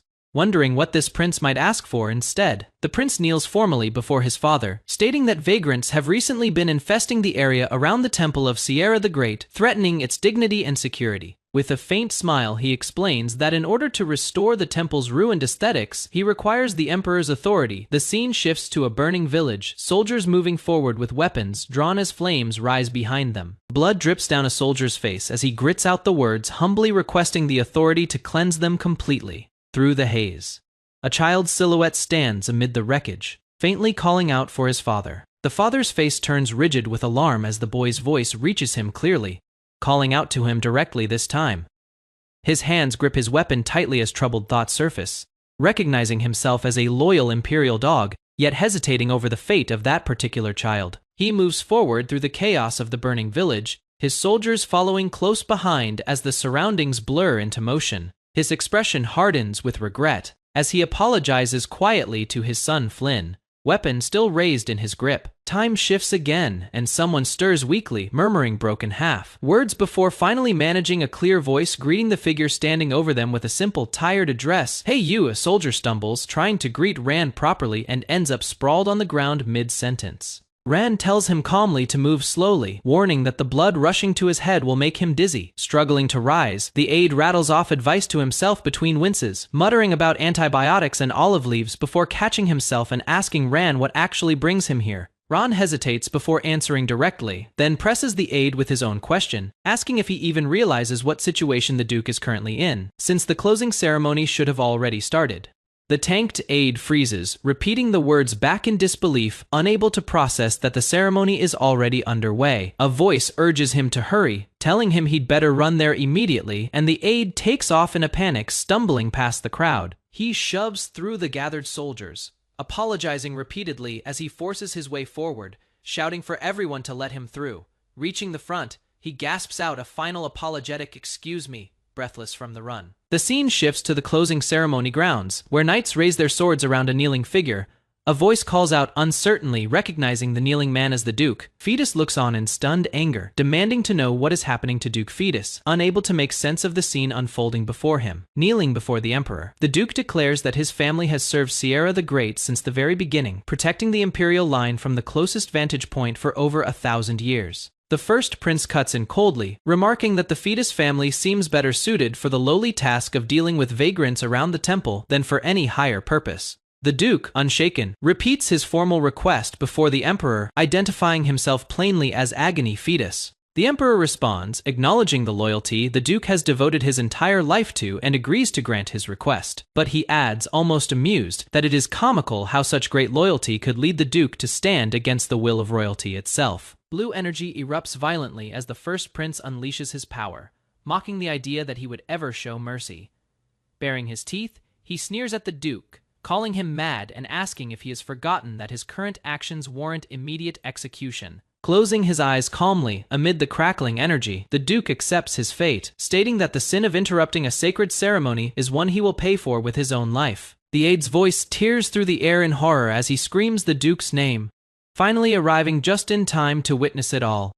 Elsewhere, Ran watches quietly among the gathered crowd, thinking to himself that it is finally starting, wishing someone he once knew could be watching from a distance as well. Later, beside a winding river cutting through green hills, a hooded figure crouches alone at the water's edge, gripping a bottle loosely, lost in silence beneath the open sky. Water ripples faintly against the hooded figure crouched by the riverbank, a small sound stirring beneath the quiet, catching his attention. He lifts his head slightly beneath the hood, startled, asking aloud what this strange presence could be as glowing water twists around him. The current surges upward violently, swirling into the sky above the hills as a voice presses him, asking if he can clearly see the execution ceremony of Agony Fetus unfolding, and whether he recognizes the might of the royalty he will soon have to face. The hood falls back just enough to reveal sharp, focused eyes as the moment settles into place, the true protagonist of the novel Dark Header, known simply as Radel. The former Imperial Knight Commander stood before his men, sword raised high against a burning sky. He was the head of the Fetus family, a lineage that had guarded the royal bloodline for 1,000 years, and a soldier who had bled for the Empire across 30 years of war. Lightning coiled around his kneeling frame as chains of energy tore through the air. He was named the Sinner, now Agony Fetus, stripped of every title he had earned. Raja Aberan, the first prince of the Empire, stood over him with a hand crackling with power. He declared the sentence aloud and moved to carry out a summary execution on the spot. The blast tore through the battlefield, light and current, ripping across the ground. As the man's silhouette convulsed under the strike, the soldiers behind him stood frozen, faces pale, throats tight with disbelief at what they had just witnessed. Consciousness slipped as the current dragged him under, his voice breaking apart mid-thought. Unable to draw a breath, something shifted. A different face surfaced within the same collapsing light, eyes snapping open to a scene that did not belong to him. A voice called out a name that was not his own, confused at finding him in this place. Another voice spoke of him faking dizziness earlier, relieved now to see him looking well. A wounded man among the group turned to another, admitting shame at parting in such a pitiful state, asking him to look after someone named Flynn. A third figure standing apart cut him off with a single word, The one who had interrupted studied him closely, recognizing the face in front of him as belonging to the seventh prince. Overwhelmed by the flood of unfamiliar memories and voices, he struggled to make sense of what was being said around him. Through gritted teeth, he forced out a denial, refusing the fate closing in on him, insisting he could not die yet. Raising a hand crackling with restrained current, the same commanding figure prepared to act again, expression unreadable. A column of light split the sky, striking down with tremendous force as the rocky terrain below shook. The shockwave rolled outward across the clouds before the light collapsed inward, leaving a battered figure broken on the ground. Another man watched from below, arm outstretched, golden hair catching the light as the aftermath settled around him. A young boy with round glasses was gripped by unfamiliar hands, his face caught between shock and desperate urgency. The dark-haired officer's expression remained hard and unreadable, his eyes fixed on something just beyond view. In a quiet library, a gray-haired boy sat hunched over a notebook, pen in hand, recording every detail as though his life depended on remembering it all correctly. In a quiet library, the boy at the desk paused his writing as a streak of light shot across the sky outside the arched window, catching his attention mid-sentence. The light climbed higher, a hooded figure below turning his head sharply to track it. As it tore through the clouds, he hit the ground hard, sprawled across wet grass, breath knocked out of him, only a quiet sound escaping his lips. An explosion tore through the earth where he landed, dirt and debris scattering outward before a second impact followed close behind. The blast rippled across the field as he pushed himself upright, staring ahead through the scattered wreckage. He studied the crater in front of him, uncertain what lay inside since the haze made it impossible to see clearly. The glow inside the wreckage pulsed, and he wondered aloud whether what sat within the light was actually a person. Something shot free of the wreckage, curving high into the sky, trailing a streak of golden light before an object launched from his hand and arced upward to intercept it. The figure spun through the air, struck mid-flight, tumbling down out of the sky toward the ground below. He landed hard again, the impact sending a shockwave through the grass, sprawled and unmoving for a moment after the fall. He climbed to his feet slowly, catching his breath, dragging himself upright as rain soaked through his cloak. Standing fully now, he flexed his hand and studied the wreckage behind him, breathing hard from the exertion. He wondered aloud whether he'd lost whatever he'd been chasing, staring up as another streak of light cut across the distant sky. Elsewhere, the boy in bandages and glasses stood among a group of soldiers, murmuring the word Duke under his breath. The soldiers spoke of the hero, Duke Fetus, meeting his end, and wondered what would happen to the Duke's family now, while someone noted that the bandaged boy standing before them was the Duke's aide. An elderly bearded man declared it over, and a blond man beside him acknowledged the order, adding that the closing ceremony of the royal hunting competition would be held at noon. A crowd gathered on the open field before a raised platform, waiting as an announcement called all participants to assemble. The blond man in white flexed his knuckles and remarked that they had caught one little bug. He walked past a line of bowed soldiers, remarking that mercy only invites those who forget their place to act up. Among the murmuring crowd, someone declared the Fetus family finished too, calling their former head a fool for ever leading it, while the bandaged aide stood silent, absorbing every word. Someone in the crowd jeered at the bandaged aide, calling him a traitor while others laughed, but he stayed silent, offering nothing back. A dark-haired officer among the mocking soldiers noted quietly that Tolan's heart must be breaking, since he had been close to the fallen duke as his aide. He walked alone toward a tent, refusing to let the taunts touch him. Inside, he knelt among broken furniture, gathering pieces off the floor in silence. Something caught his eye on the ground, a rolled scroll tied shut, and he wondered aloud if it was a letter. He turned it over and recognized the crest pressed into the wood, realizing it belonged to the Fetus family. The letter opened with a line warning that if it was ever read, the writer was likely no longer alive, and it asked whoever found it to pray he could reach a place called Tarum. In a memory, the Duke held the same scroll and asked whoever read it to look after his son, Flynn, calling it an old man's final request. The Duke, in another memory, admitted he had a feeling he would soon make a terrible mistake, and told his aide that if that moment came, there was one thing he needed to know. The letter insisted that whatever happened afterward was in no way the aide's fault. The declaration continued, naming Agony Fetus as head of the family, and stating his final wishes plainly. It appointed his aide, Tolan Krisa, as acting head of the Fetus family should anything happen to him, closing with a blessing for his protection. Elsewhere, in a grand tower, a voice remarked coldly that someone had used their manus quite extravagantly. The same voice added that if he believed himself fully cured, he was gravely mistaken, since his condition had only worsened since the royal hunting competition. A wounded blonde man on the floor gripped a glowing stone and demanded to know if the treatment method was flawed since it was supposed to absorb his corrupted manas. The dark-haired figure standing over him advised releasing the manas slowly, warning that forcing it out too quickly would only make things worse. The blonde man cursed under his breath, vowing that once his body recovered, he would tear his tormentor apart. The dark-haired man answered calmly, saying that was likely what he was thinking, and reminded him the disease could not be cured all at once, that he was alive at all, only because of the stone. He mentioned offhandedly that Talon was rumored to still be in a coma, admitting it stirred an odd sense of guilt in him. Meanwhile, the bandaged boy's eyes snapped open, wide, and staring as he stirred back to consciousness. Talon woke disoriented, unsure where he was, as he stared up at an unfamiliar ceiling. Butler rushed forward, calling him acting head and urging him to rest, but Talon brushed the help aside, insisting he was fine and asking to be let up. The butler warned that he had been unconscious for over 2 weeks and could collapse again at any moment. Ignoring the warning, Talon said he needed to see the young duke first and asked what state the family was currently in. The butler admitted honestly that the situation was bad, since every business partner had abandoned the family and the household staff had all left as well. He added that their finances were dire, but they had no standing left to ask the royal family for help, blaming it all on the recent incident. As they walked, the butler began to explain what had become of the young duke, and Talon cut in, asking after him by name. The young duke came into view, bandaged and startled, calling out to Talon the moment he saw him. A small boy in shorts asked if he was feeling all right, and Talon, kneeling, apologized for causing him concern, insisting he was fine.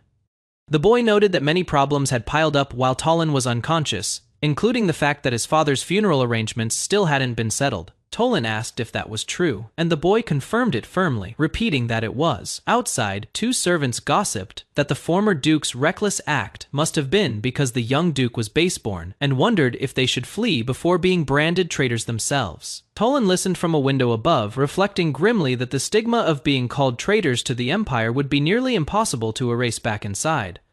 A servant addressed him formally as acting head, and Talon, expression unreadable, simply said the word pale. He ordered that the tongues of those gossiping outside be cut out and brought to him, calling it punishment for spreading false rumors about the young duke. The servant stammered in shock, questioning the order aloud. Talon asked coldly if he needed to repeat himself. The servant lowered his head and agreed to obey the command. Talon then declared there would be no funeral held at all, startling the young duke, who called his name in confusion.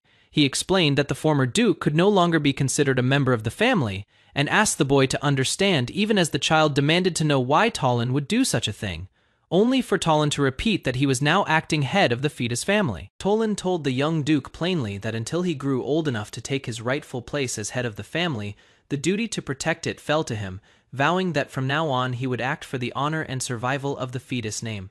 He took off his cracked glasses, holding them up against the sunlit sky, saying only that he would use them. He finished the thought coldly, declaring he would use any means necessary to see it through.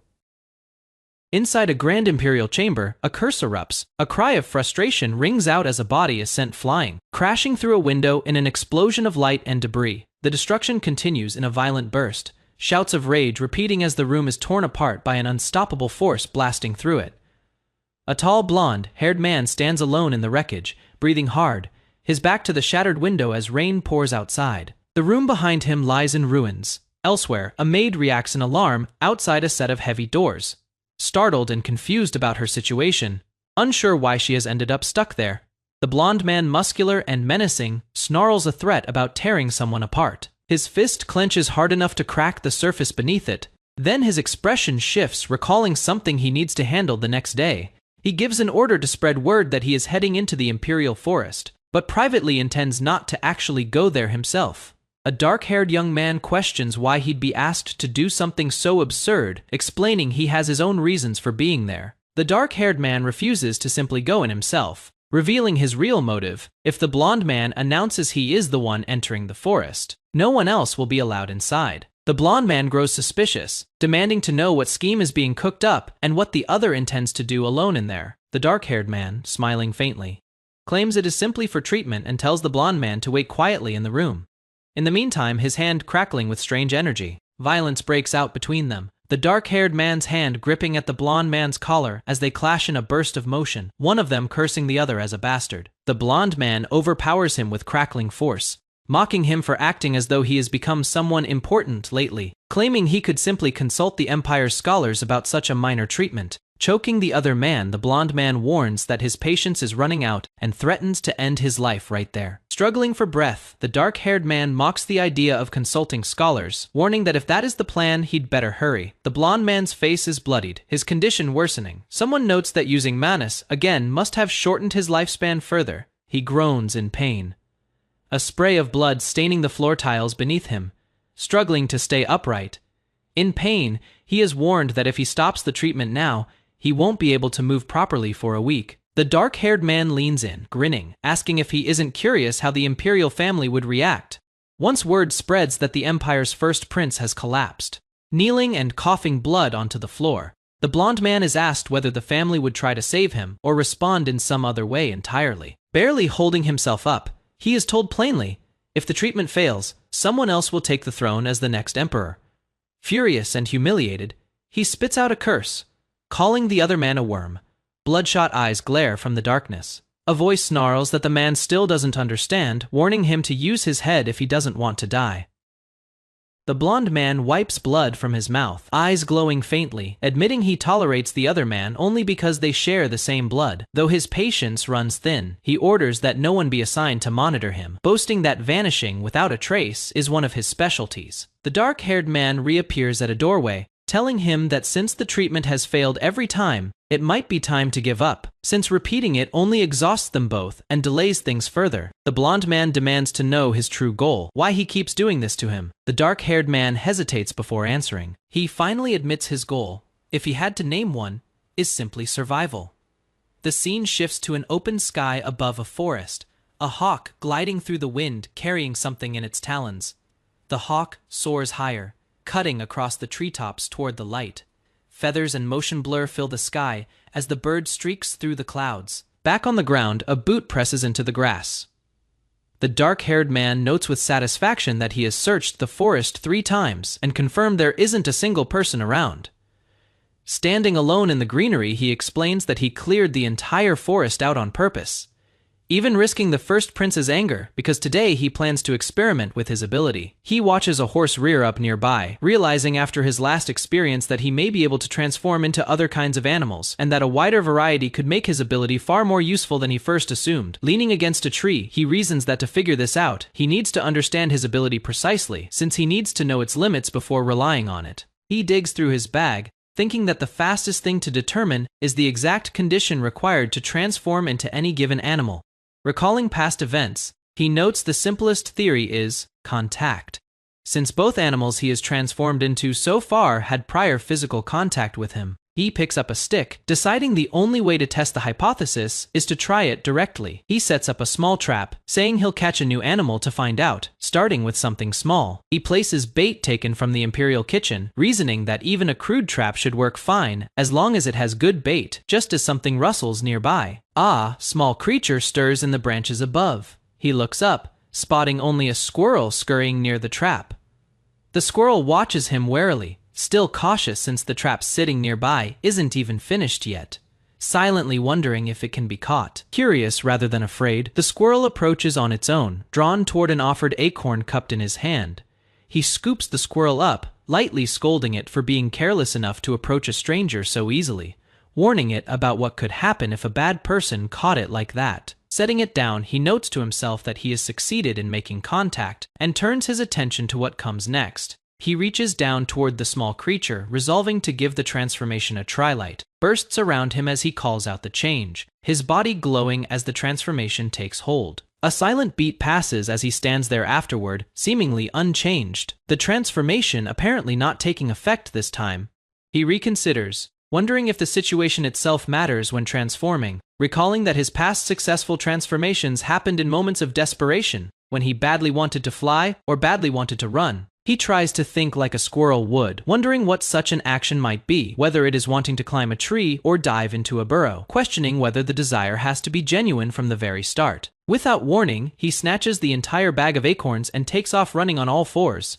Now transformed, chittering rapidly as he flees. Startled, he shouts after his own transformed self, demanding to know why he is making off with the whole bag instead of just a few nuts. Sprawled on the ground where he fell back to human form, he insists that if the squirrel wanted acorns, it should have just asked instead of stealing the entire bag. Determined to test it again, he takes a good grip and readies himself for another attempt. He transforms once more, this time yanked upward by his own bag strap into the tree branches, chittering in surprise at how well the small body holds under the strain. Still human-shaped from the shoulders down, he grits his teeth midway through the shift, declaring he'll see who wins this tug of war between the two forms. The strap finally snaps, sending the fragments of wood flying as he grimaces, forced back into his human form by the impact. High above, a flock of birds scatters through the sky over the forest as the noise of the struggle carries upward. Night falls over the palace, its domes lit dimly under passing clouds. Back in his room, a maid knocks nervously and announces that dinner is ready, hoping there won't be any trouble this time as she waits for him to answer. He appears composed, but visibly dirtied from the day's experiments. His clothes stained, telling her not to be alarmed since he merely got dirty walking near the palace grounds.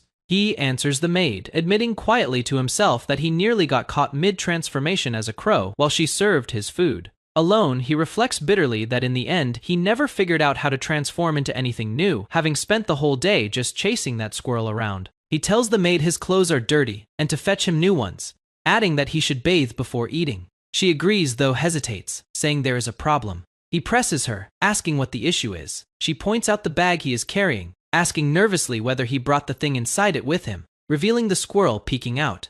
He glances down, startled to realize the squirrel is still with him. He recoils, cursing the crazy squirrel as it wriggles and claws its way out of his grip.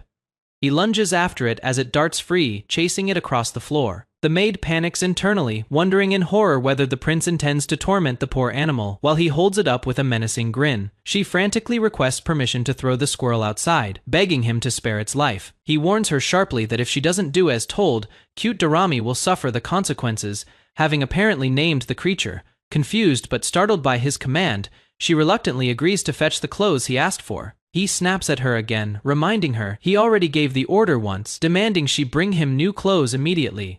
She scrambles off through the halls, resolving urgently that she must hurry back, clutching fresh clothes. She rushes forward, silently panicking about cute Dorami. Repeating the squirrel's name to herself, she tells herself to just wait a little longer as she runs, folded clothes in hand. Unaware of a large shadow forming ahead, she stops short, coming face to face with a striking blonde woman in an elegant white gown, and gasps in recognition of the first princess. The princess, coldly composed, addresses her as Ran's servant and asks where she is headed in such a rush. Startled, the maid drops to the floor and begs forgiveness, spilling the folded clothes she was carrying as the princess questions what they are. Suspecting she may be secretly stealing imperial property, the maid swears desperately by Sierra the Great that the accusation isn't true, explaining that the seventh prince simply got his clothes dirty while walking in the garden. The princess remains unmoved, stating coldly that whether the excuse is true or false makes no difference to her, since deceiving her is impossible. Anyway, she quietly wonders to herself whether the maid's story holds any truth, or if it is merely a desperate excuse to save her own life before reaching a glowing hand toward her. Peering closer, the first princess pauses mid-thought, her eyes narrowing as something about the maid's appearance catches her attention, something unexpected surfacing in her mind. Elsewhere, in a darker setting, the dark-haired man stands watching silently, his expression unreadable. Back with the princess, she muses aloud that her brother clearly wasn't in the garden after all, since the maid's story doesn't add up, quietly noting instead that he actually had business in the imperial forest. Night settles over the palace as a voice presses him with a question. Will he keep running from what is coming, or finally face it? Inside the residence, the young man turns to an unexpected intruder, telling it plainly that this place isn't meant for creatures like it, and that he has no plans to let it stay. He identifies his target, a squirrel pressed against the wall. He offers to carry it back to the forest himself, asking it to just let itself be caught without a fight. The squirrel braces itself, squeaking rapidly, clearly refusing to go along quietly. He studies the creature, troubled by how a rodent could make it this deep into the palace without anyone noticing. His mind drifts back to his old life, to sleepless nights in a cramped basement apartment, rats scratching behind the walls. The memory breaks as the squirrel sinks its teeth into his hand, and he snaps, demanding to know what kind of trouble it thinks it is starting. He finally gets a grip on it, telling it to behave and climb into the bag. The squirrel bites down again, refusing to surrender. He recoils, calling it a brat, furious that something so small would dare bite the hand of royalty. The squirrel breaks free, scrambling madly across the floor to escape. It is already partway up the wall by the time he looks over, and he admits, almost impressed, that it climbed higher than he expected. He holds back from chasing it further, reasoning that pursuit will only send it fleeing somewhere new. He shuts his eyes, half serious, thinking it might be easier if he could just turn into a squirrel himself. Something shifts behind his eyes, a flicker of sudden realization. His silhouette rises in the dark, light sparking around him, as he asks if this strange feeling means what he suspects. The squirrel stares back, stunned, echoing the same disbelief. He confirms it to himself. He has finally worked out the condition needed to transform into a specific animal. A slow breath escapes him, followed by a satisfied smirk. The moment breaks as he plummets down a shaft, the squirrel below crying out, demanding to know why he is suddenly falling now. A dark shape crashes down through the residence, and a stunned voice gasps out that it is the princess, shocked that anything, even a squirrel, could survive a fall from that height. The first princess storms down the hallway, snapping at a terrified maid that she shouldn't have to tiptoe around her little brother's room, demanding to know if she is expected to ask permission just to enter. She grumbles to herself about how unlikable the servants here are, clearly irritated by the whole household. She stops short, spotting something small and dark crouched on the floor ahead, and asks what it is. The shape resolves into the squirrel, sprawled and twitching. She stares down at it, confused, asking if it is really a squirrel. She presses a hand to her mouth, unsettled by the idea that a wild animal is loose inside a royal residence, even if the boy living there has been neglected by the imperial family. Nearby, the maid claps her hands over her face, overwhelmed, squealing about double the cuteness. The squirrel's face twitches with visible stress, and it mutters to itself that this whole situation is driving it crazy. The next day dawns over the palace towers, calm and clear. The squirrel curls up against a hand, stroking it gently, and the prince remarks, half amused, wondering at the sight of himself acting this way. He sits back, watching the squirrel resting on the table, noting it hasn't left his side since the previous night, and wondering aloud if it is doing this because it knows he saved it. He tells it plainly that hauling it back to the forest is too much of a hassle, so it'll need to make sure it stays hidden on its own from now on.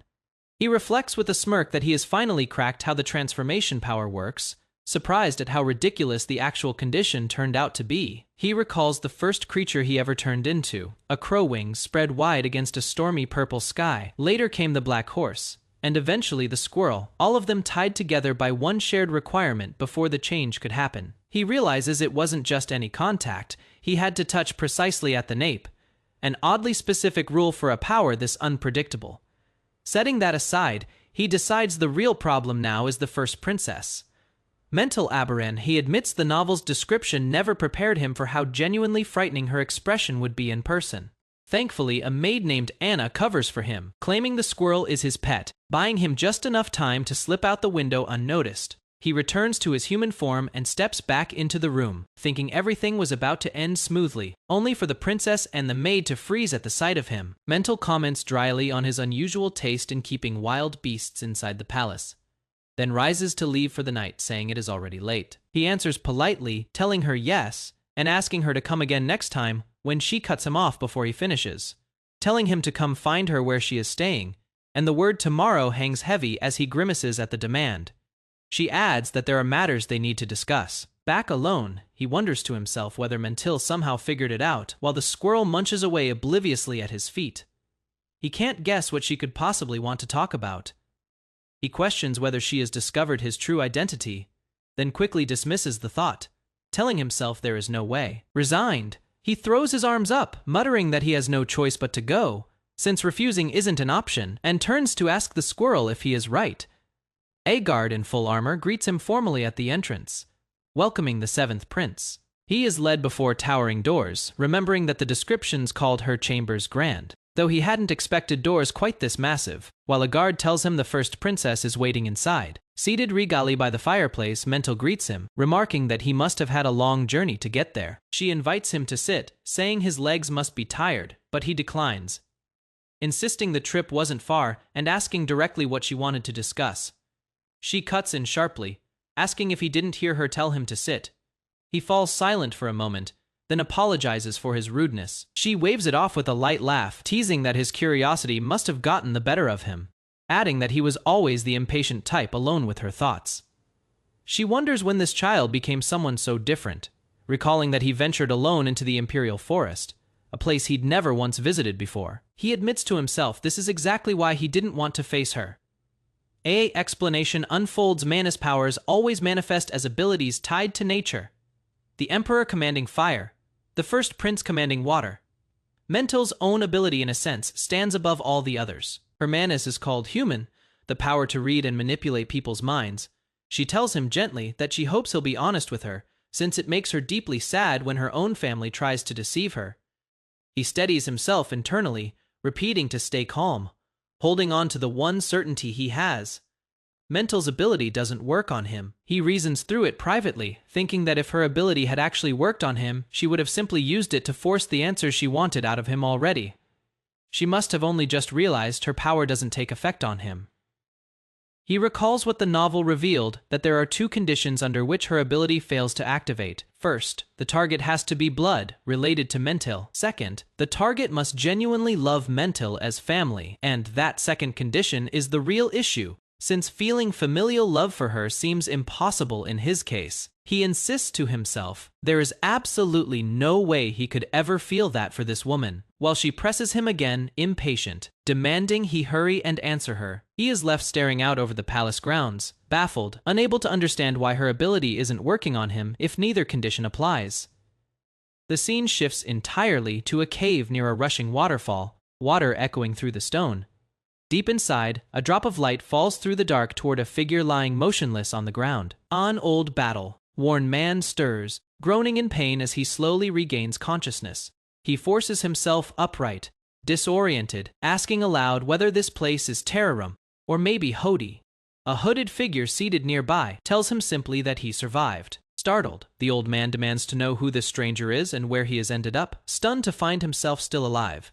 The hooded figure explains that he hadn't opened his eyes for so long. They assumed he was dead. The stranger grips the hilt of a gleaming sword, announcing that he will now begin asking his questions. Sword drawn and aimed, the hooded figure asks whether the old man is loyal to the Aberan Empire. The old man, alarmed, demands to know what this is about. The hooded man presses further, telling him it is a simple yes or no, and that his answer alone will decide how he chooses to proceed. A blonde woman raises her hand toward the seventh prince, her mind-reading ability activating with a surge of light. Nothing happens. She realizes it isn't working on him at all. He stares back, quietly asking himself why. She presses him for an answer, demanding to know why he suddenly feels like a different person than the boy she once knew. Kneeling beside him, she turns the puzzle over in her head. If her power has failed, there must be a reason. She begins to suspect it has something to do with someone new occupying this body. The prince recalls his own situation. In the original novel, the seventh prince was such a minor character that almost nothing was written about him. He is working with almost no information to survive on. She leans closer, telling him she can practically hear him calculating his next move, mocking how difficult it must be for him to respond. He wonders if he should keep playing dumb, but questions whether she will actually let the matter drop that easily. He tries to imagine how the real seventh prince would react in this exact moment, forcing himself to mirror that person as her power reaches toward him again. Getting no response, she decides she'll need another method. She rises and calls out.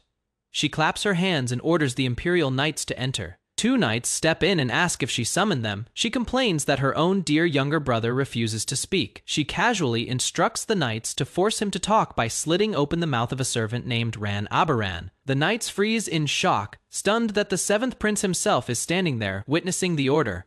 The prince's expression hardens as he thinks that lowly servants like them could never be blamed for something this terrible, refusing to let an innocent person take the fall in his place. The knights protest, begging her to reconsider such a command, but she only remarks that they're making far too much noise.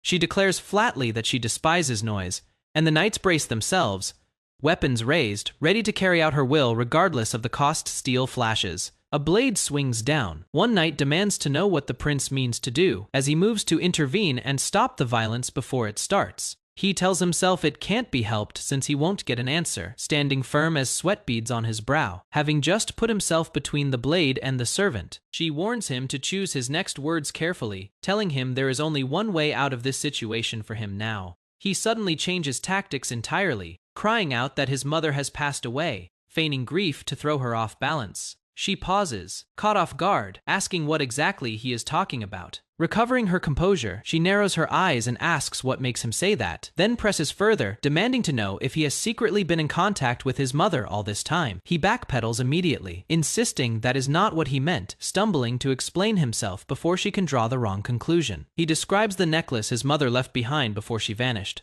a piece with a blue gemstone glowing at its center. She told him that as long as the light inside it never faded, the two of them would find their way back to each other someday. But recently, that blue light had begun to dim on its own.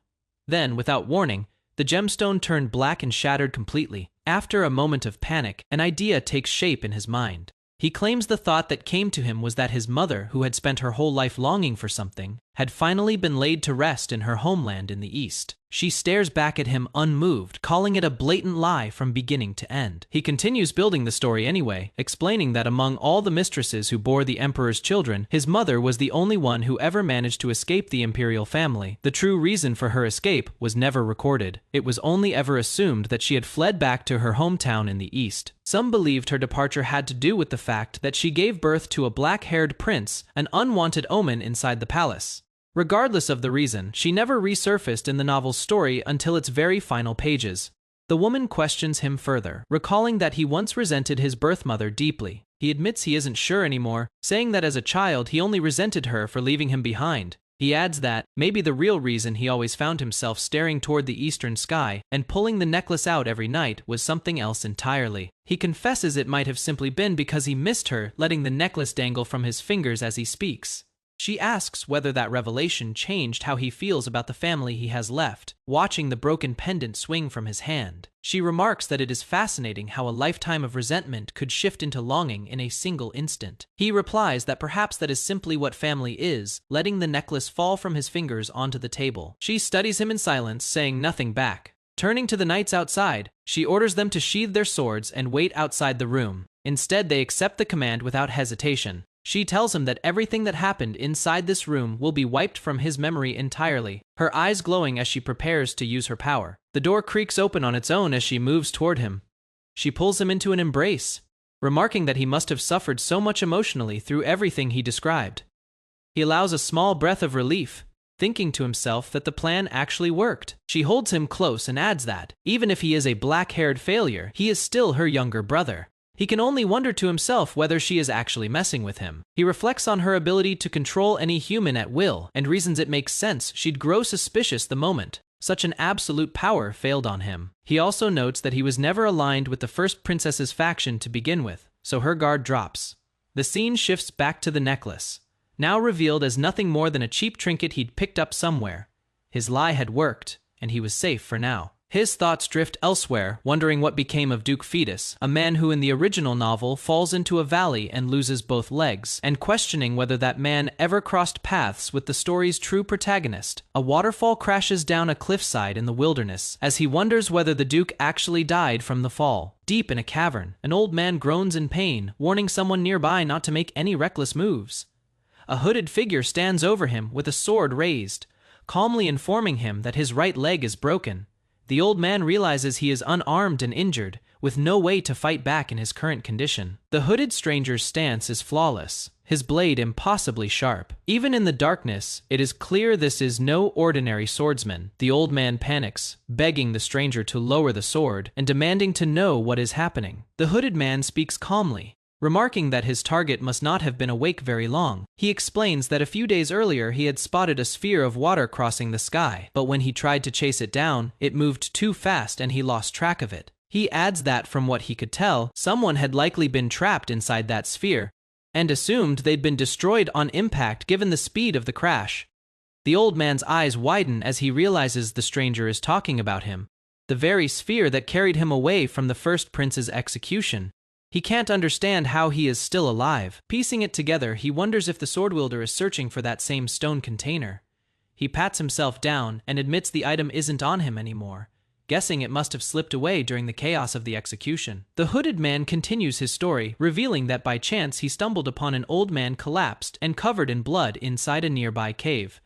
The sword swings down toward the old man's head as the tension breaks. The stranger presses the blade to his throat and demands in the name of God Amika whether he remains loyal to the Aberrant Empire. The old man stammers out the god's name in shock, suddenly recognizing who stands before him. Realizing exactly what kind of person he has run into, the old man cries out in despair that of all people to encounter in this situation, it had to be a heretic. The scene shifts to a grayscale flashback. A voice observes that the figures lying scattered across the rocky ground looked like local drifters, remarking that such a sight was common in this part of the world. A young boy stands crying with blood on his cheek as a cold voice mocks the man beside him for showing no reaction while his own aide is dying, calling him a model imperial dog and predicting the boy will grow into the same kind of loyal hound. An older man warmly greets the same boy, calling him his son, Flynn, and the greatest treasure he has ever had. Before a towering statue of a robed figure holding a massive sword, the father instructs his son to follow in his footsteps and become the sword of the imperial family, tasked with eliminating every heretic who threatens the empire. Returning to the present, the old man regains his composure and insists he knows nothing about loyalty to the Aberrant Empire, claiming he merely wandered there by accident and is nothing more than a senile old man trying to avoid the hooded swordsman's blade.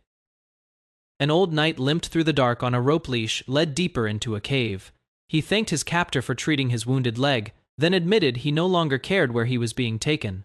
The hooded captor kept walking in silence. The old knight asked him to loosen the rope around his left ankle, saying it was hard to walk with it dragging. The hooded man answered with one word, "No." The old knight pushed his case, warning that a fall at his age could be disastrous, and he might not get back up. He added that, if that happened, it would only be more trouble for his captor to drag him along. The hooded man said nothing, his eyes sharp beneath the hood. He kept walking, pulling the rope taut behind him, unmoved by the warning. The old knight stumbled again, gritting his teeth. He muttered to himself that he was being completely ignored. The hooded man's thoughts turned to the cave itself. He found it strange that a place like this existed near the imperial forest, and he recalled the old man mentioning a name earlier, Amika. He remembered that Amika was the name of a group of heretics believed wiped out 50 years ago. He wondered if they had actually been hiding in this cave the entire time. The old knight's mind drifted back to before he lost consciousness. He recalled being launched toward the forest's central tower, though he wasn't sure if it was the western or southwestern side. He told himself that once he escaped, he would be able to pinpoint the cave's location. For now, his priority was memorizing the layout so he could return later with reinforcements. The hooded man overheard this thinking and responded coldly, calling it absurd that a traitor to the imperial family still thought like the imperial knight commander. The hooded man suddenly stopped and asked for the old knight's name. The old man hesitated before starting to answer. He introduced himself as Agony Fetus. Reaching further into the cave, the hooded man touched the wall and said he'd been honestly surprised when he first found the old man, adding that this cave was protected by a divine blessing. He explained that it wasn't a place anyone could enter by their own will, especially not someone from the Aberrant Empire. A blade struck down into the ground, and light burst upward in the shape of a glowing circle carved with symbols. Fetus was thrown back by the force, shielding his face and demanding to know what was about to happen. The cave ceiling tore open, revealing the imperial capital beyond in the light of dawn. A voice called out his name. The voice declared there were only two possible reasons Fetus could be standing there: sent by the Aberrant Empire to wipe them out, or summoned by the calling of the god Amika. The hooded man lowered his hood, revealing his face, and said that either way, Fetus was welcome to Amika's domain. Elsewhere, under a moonlit tower window, a blond young man jolted awake with a strained groan, blue markings glowing across his arms as he clenched his fists. A young man reclined on a couch, thinking that since the timeline had accelerated, it was better for Fetus and the protagonist to start moving sooner. He closed his eyes, hoping to get news about the protagonist soon, admitting he felt a bit guilty for making the old Duke Fetus suffer needlessly. A blond man burst in furious, slamming his fist onto the table and cracking it, demanding to know why so little had been brought today, insisting more was needed for him to recover faster. The dark-haired man looked up at him, stunned, asking if he had really just been yelled at. The blond man turned away, brushing it off as frustration, then asked how much longer he had to keep enduring this treatment. The dark-haired man sprawled on the couch, reminded him that rushing the process would ruin his body and that he needed patience. He then asked if there was anything more dangerous than the hookah. The blonde man kept smoking, prompting confused pushback. The blonde man snapped back, reminding him he'd once said that if he was really worried, he should quit the hookah first. The dark-haired man smiled sweetly and agreed that since it was bad for his health anyway, quitting would be a good idea, earning a furious "you bastard" in response. The blonde man stormed off cursing, while the dark-haired man noted privately that the hookah really was ruining his body. He observed that everything the blonde man consumed, the wine, the dinner, was practically poison to his system.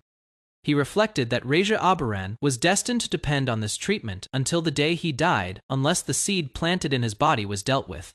Later, the dark-haired man announced they should wrap up the treatment, reminding everyone they couldn't be late for the evening ritual.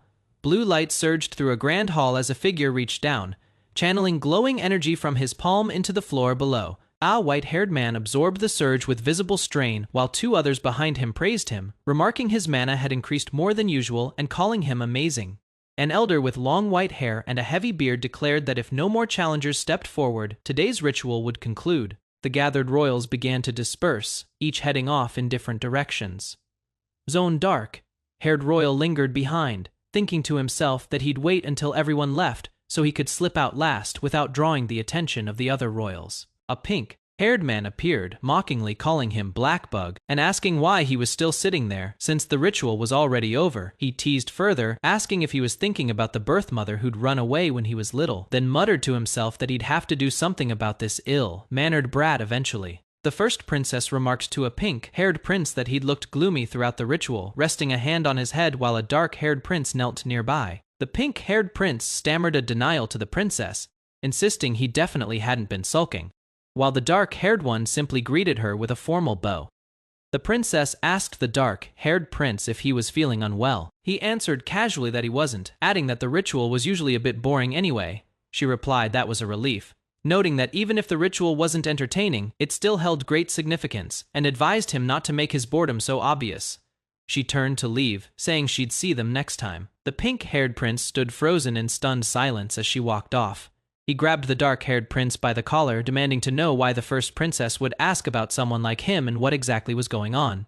He shook him harder, repeating the question. A white-haired prince interjected, asking if there was some kind of problem with Ran the pink-haired prince, startled, realizing his highness had noticed. The white-haired prince brushed it off, casually saying it was nothing, just an exchange of pleasantries with his younger brother. He commented that the dark-haired prince must be busy as well. As the group continued walking through the palace hall, he said his farewells, and the two princes exchanged a lingering glance as they parted ways. Two blonde figures descended a staircase together, one urging the other to go together. Brother, the dark-haired prince noted internally that this was the second prince, Dido Aberan, always found by the first prince's side, as the golden-haired prince called out to talk to him. In a torch-lit corridor, the blonde prince asked if he knew about the acting head who succeeded the late Duke Fetus, naming him as Talon Krisa. A bespectacled attendant observed that this prince seemed to be plotting something interesting regarding the central territory traded away for Duke Fetus's life.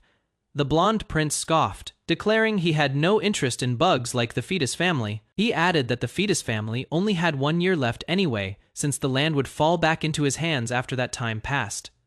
A voice cut in, saying there was no need to wait a whole year. The prince's eyes widened in surprise. The voice continued, offering a good idea and asking if he wanted to hear it. A fist slammed forward with tremendous force, cracking the air itself on impact. A blonde prince grabs Ran Aberan by the collar in a dim hallway, demanding to know what he really is. Ran stays calm and states his name and title. The seventh prince, Ran Aberan. The prince presses further, asking why both the first princess and first prince have started paying attention to someone like him. He threatens to burn him to ashes, raising a hand toward Ran.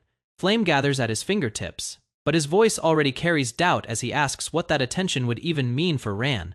Ran stays unshaken, mocking the weak fire, saying it can barely light an oil lamp, let alone burn anyone. The prince's composure breaks, sweat runs down his face as he asks what would happen if others found out, admitting it wouldn't look good for him. Ran grabs his arm.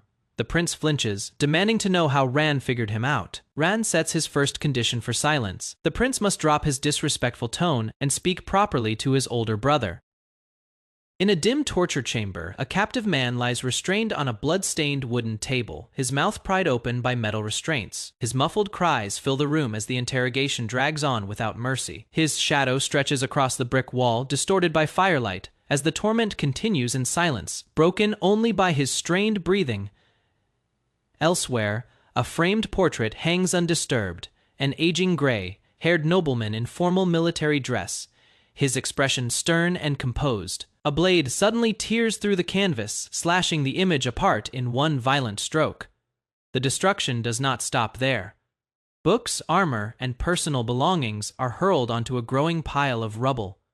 A voice declares that the man once known as Agony Fetus is to be treated from this point on as someone who never existed. A lit torch is lowered toward the wreckage. There will be no funeral, no grave, no monument left behind to mark that he ever lived, only the chance that he might still be remembered by those who choose to. The pile is set ablaze before a gathered crowd. An official standing apart from them warns that anyone caught honoring the man's memory will be punished severely. Later, at the doors of an estate, a fist knocks urgently. A voice calls out that a report is ready for the acting head. The one delivering it is Jack, commander of the Fetus Knights, an aging, hardened soldier with graying hair and a weathered face.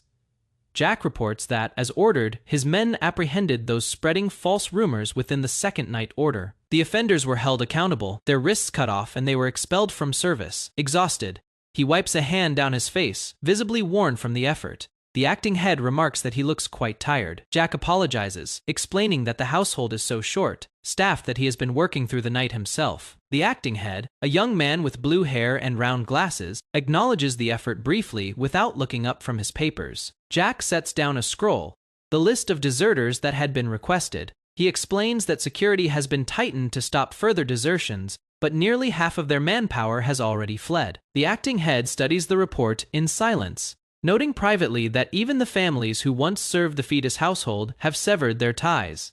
If discipline among the remaining staff collapses as well, the family will be finished. Jack hesitates, voicing a concern of his own, wondering aloud whether erasing every trace of Duke Fetus might be going too far, and whether it risks provoking those knights who remain loyal to the former Duke. The acting head responds coldly, asking whether Jack still believes Agony Fetus holds any claim to being head of the family. Caught off guard, Jack immediately apologizes, admitting that he too once struggled to accept what the Duke had become. His thoughts drift back to the man's downfall, disbelief that someone once so honorable could meet such a disgraceful end, and confusion over how someone so loyal could have done what he did. Jack's expression hardens as he studies the acting head, feeling as though he is standing before an entirely different person than the one he once knew. Watching him, the acting head silently wonders just how much the old knight has changed, and whether it comes from the sting of feeling betrayed by the Duke he once served without question. A hand presses flat against a desk covered in handwritten pages.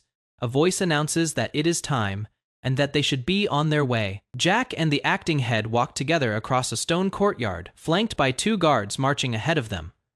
Their footsteps echo in unison as they head toward the estate's main gathering point. Outside, near a staircase, an aide informs the acting head that preparations for the speech are complete. The acting head simply responds that he understands. His footsteps continue down the stone steps, each one measured and deliberate, until his shoes finally meet solid ground. He arrives before the grand estate, standing alongside Jack and the aide as a crowd of servants and staff gather below, their backs turned toward the camera, waiting. Among the assembled staff, murmurs spread. Some wonder aloud what he intends to say after calling everyone together, while others whisper that kitchen workers were caught speaking carelessly the day before and had their tongues cut out as punishment. They question how anyone is expected to live under such conditions. Further back, hooded guards mutter among themselves, guessing that the harsh punishments stem from fear of the house being branded a family of traitors. One wonders whether they should flee before it becomes too late. Nearby, the bespectacled aide overhears the same anxious talk, worrying quietly about what might happen if someone were caught trying to escape in secret. He exhales, visibly relieved that no one has noticed his unease. Standing atop the platform, the acting head addresses the gathered crowd, declaring that House Fetus has served Sierra the Great since its founding. He continues, explaining that for over 1,000 years, the house has stood beside the imperial family as its closest guardian. However, he admits that the situation has grown chaotic recently, and that everyone present already understands the cause behind it. He speaks the name aloud. Agony Fetus, a traitor who betrayed the imperial family. Jack and the aide beside him react with visible shock at hearing the name spoken so plainly in public. The acting head continues, stating that Agony Fetus betrayed the empire and was executed by the imperial family, and that this single fact has shaken the wealth, unity, and honor the house built over 1,000 years down to its very roots. Looking out over the crowd, he acknowledges that even among those gathered now, many doubt the loyalty of House Fetus. Because of this, he offers them one last chance. Anyone who wishes to leave is free to do so today. He adds that even those whose contracts still have years remaining will be released without penalty if they choose to go. But he warns them to remember one thing as he begins to speak the house's name once more. From below, a young servant looks up at him standing on the balcony, calling out that House Fetus still has someone who will uphold its 1,000-year oath. The boy continues, declaring that as acting head of House Fetus, until young Lord Flynn Fetus succeeds as Duke, he will continue proving their loyalty to the Empire and the Imperial family, and that anyone who abandons loyalty to this house will face consequence. As a white banner bearing the Fetus emblem snaps in the wind above them, the acting head continues addressing the crowd, declaring that anyone who abandons loyalty to the house will receive no mercy whatsoever, and warns them to keep that in mind.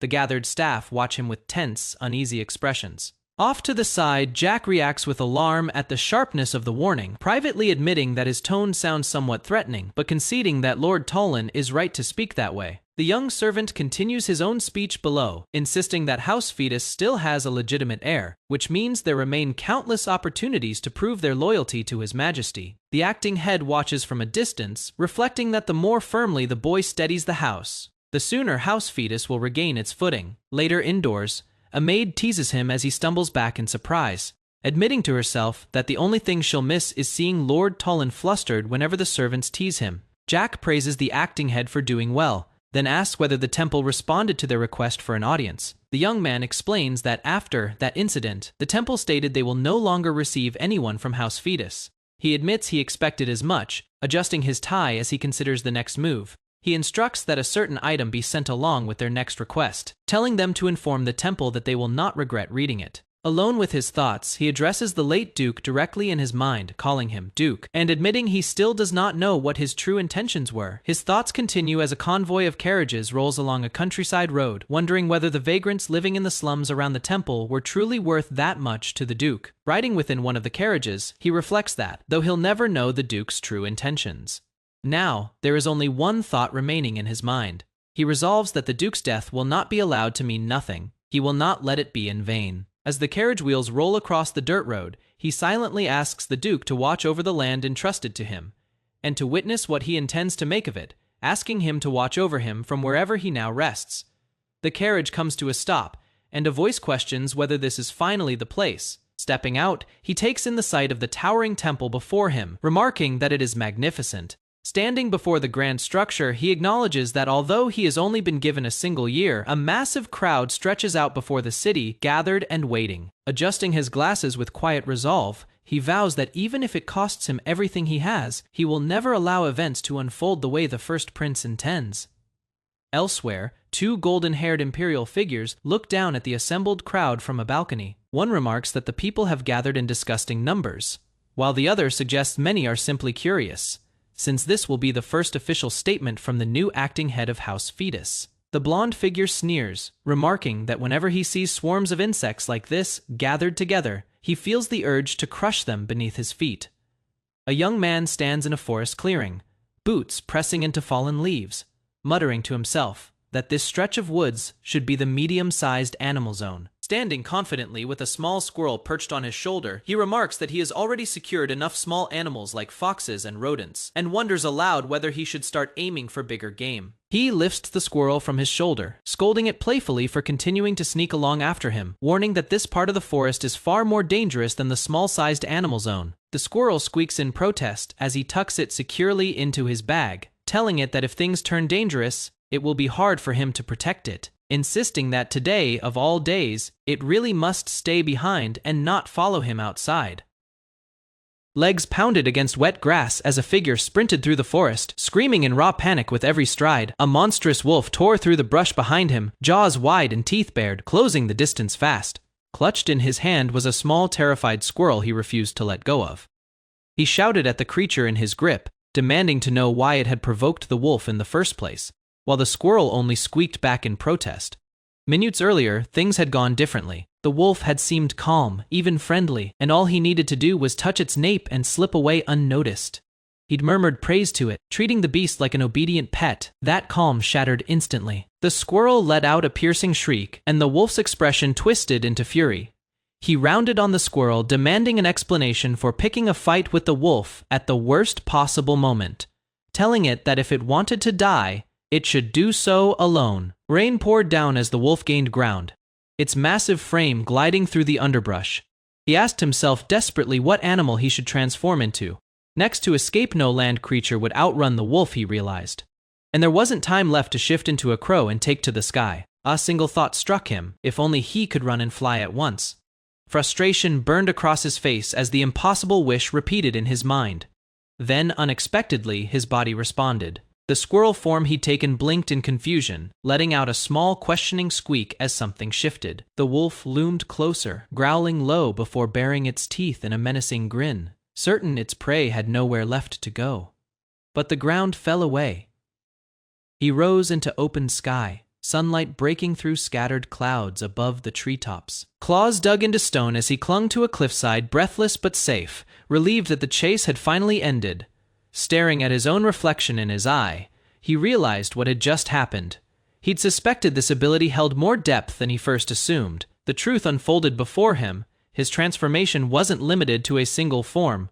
A winged wolf soared through the mountain air, proving his power could be shaped and combined. Elsewhere, a group of nobles gathered in shadow, murmuring about Duke Fetus seizing an entire territory, defying the royal family itself to claim it as his own. Bystanders in a crowded street speculated about the family's collapsing reputation, wondering if the acting head had simply lost his mind, since madness seemed to run in the bloodline already. In a nearby town, a pair of men whispered about hidden treasure rumored to be buried close by, eager to be the first to find it. Two boys crouched in the dark, one gripping the other's shoulder, declaring that the moment had come to test their luck picking pockets among unsuspecting strangers. A hooded figure stood among cloaked companions, thoughts turning grim as he noted the Fetus family slide toward ruin, quietly questioning what game his ally Talon was really playing. A blue-haired young man in glasses stood before the temple's towering facade, silent as murmurs rippled through the crowd around him. He raised 2 fingers into the air, declaring a deadline for those still occupying the grounds. Any vagrants remaining after 2 months, he announced, would face severe punishment for defiling the holy temple's sanctity. A man in the crowd shouted back, demanding to know where they were meant to go if they were driven out, accusing him of sentencing them all to death. One boy asked his companion what had just been said from above, and was told sharply to stop worrying about it and run while there was still a chance. Nearby nobles exchanged doubtful murmurs, surprised that the supposedly soft-hearted acting head of the Fetus family wasn't showing the mercy they expected, speculating he was simply trying to avoid provoking the royal family. The young man turned back toward the restless crowd below, wondering aloud what exactly was happening among them. His thoughts drifted to a single word: a hospital. He announced that the Fetus family intended to build a hospital on that very ground, promising to train the vagrants themselves in medical arts to staff it. Confusion spread across his face as scattered voices in the crowd called the plan absurd, questioning why nobles shouldn't be the ones both teaching and learning medicine. 2 noblewomen sneered nearby, mocking the notion that anyone would send people to learn from a family already crumbling, certain it would only drag them deeper into ruin. A hooded figure walked through town,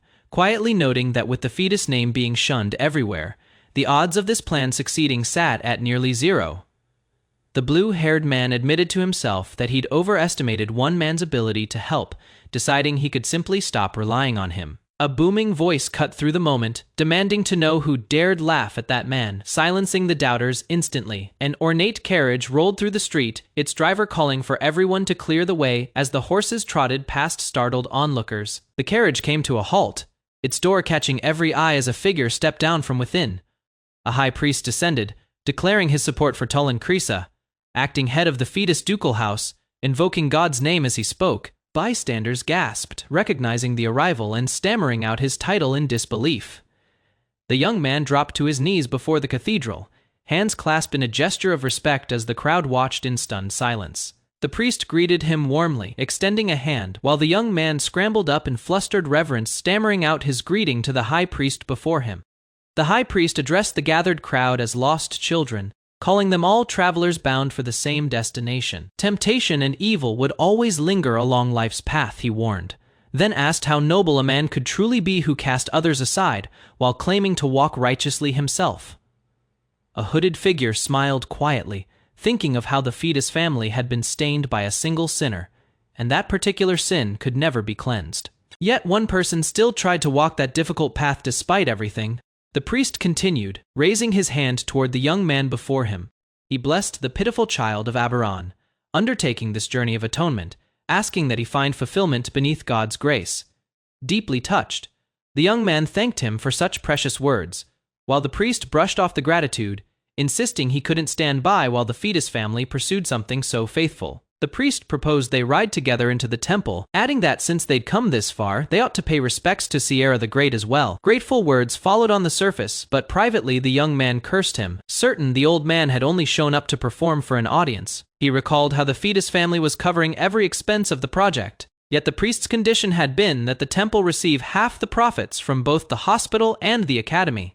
Imagining the width of that smile, he understood exactly how pleased the priest must have been to strike such a deal. Regardless of the outcome, he told himself, he had no regrets about the choice he'd made, since winning over the high priest had been essential to moving the plan forward.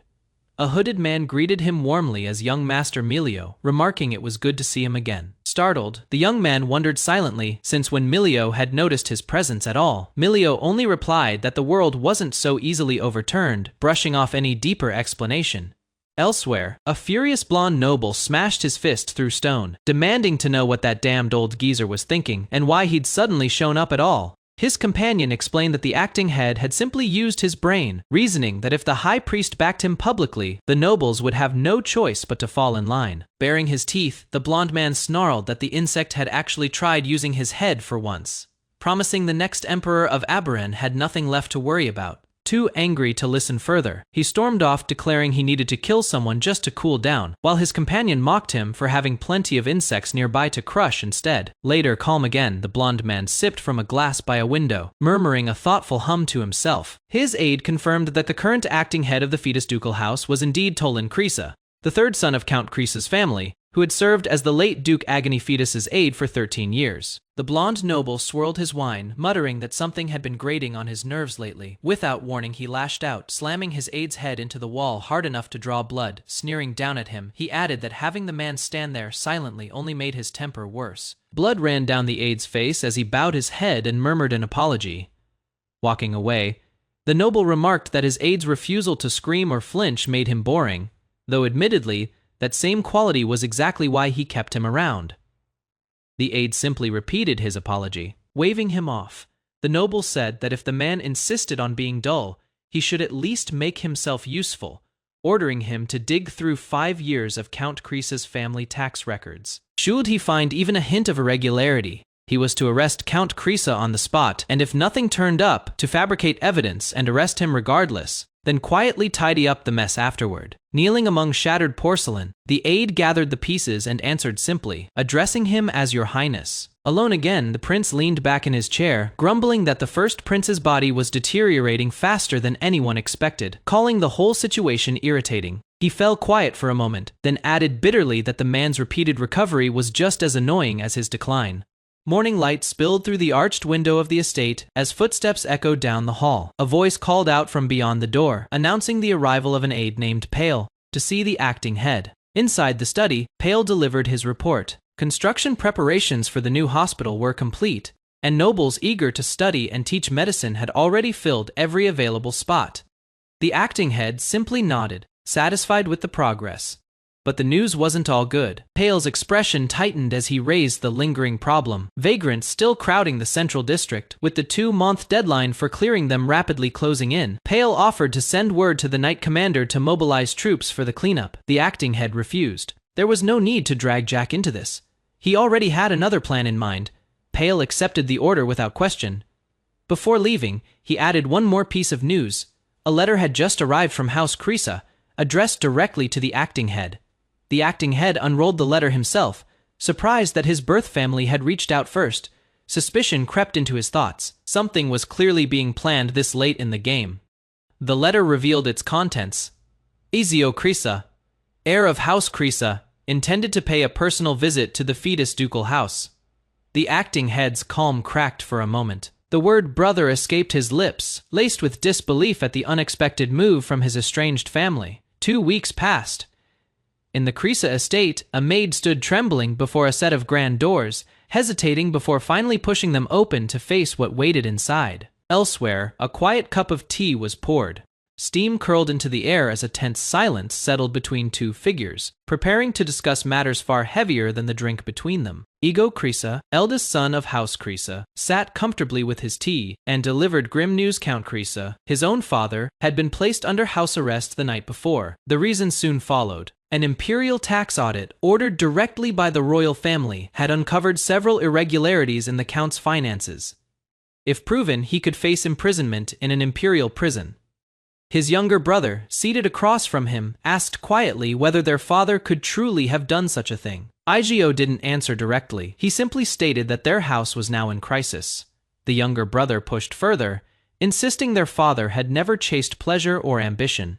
He had always lived a diligent, quiet life, hardly the profile of a man hiding financial corruption. A stern voice cut through the tension, addressing the younger brother by name Tolan and questioning whether he truly had no idea what was really happening behind the scenes. Igo's composure slipped into something colder. He asked if Tolan wanted to hear him admit that he himself was the reason their family had fallen into this ruin. The scene shifted back to the estate, where an unnamed noble leaned over his tea, mentioning an interesting story. He'd recently heard that vagrants from the Central Land were being put to work at a construction site. He pressed further, questioning whether food and shelter were being offered in exchange for labor, noting how convenient it was that the site needed workers, just as public order needed vagrants removed. The acting head, working humbly among the poor himself, ladling food into children's bowls, replied without hesitation. Whether the fetus ducal house became a relief center or a symbol of charity was not his concern. The mood shifted violently. A furious voice declared what truly worried him: the first prince had wanted every vagrant in the Central Land wiped out entirely. Behind him, the acting head's eyes went cold with quiet realization. The acting head warned Igo bluntly, telling him to leave if he had only come to waste time with pointless talk. Igio replied without hesitation, stating that he was now a member of the fetus family.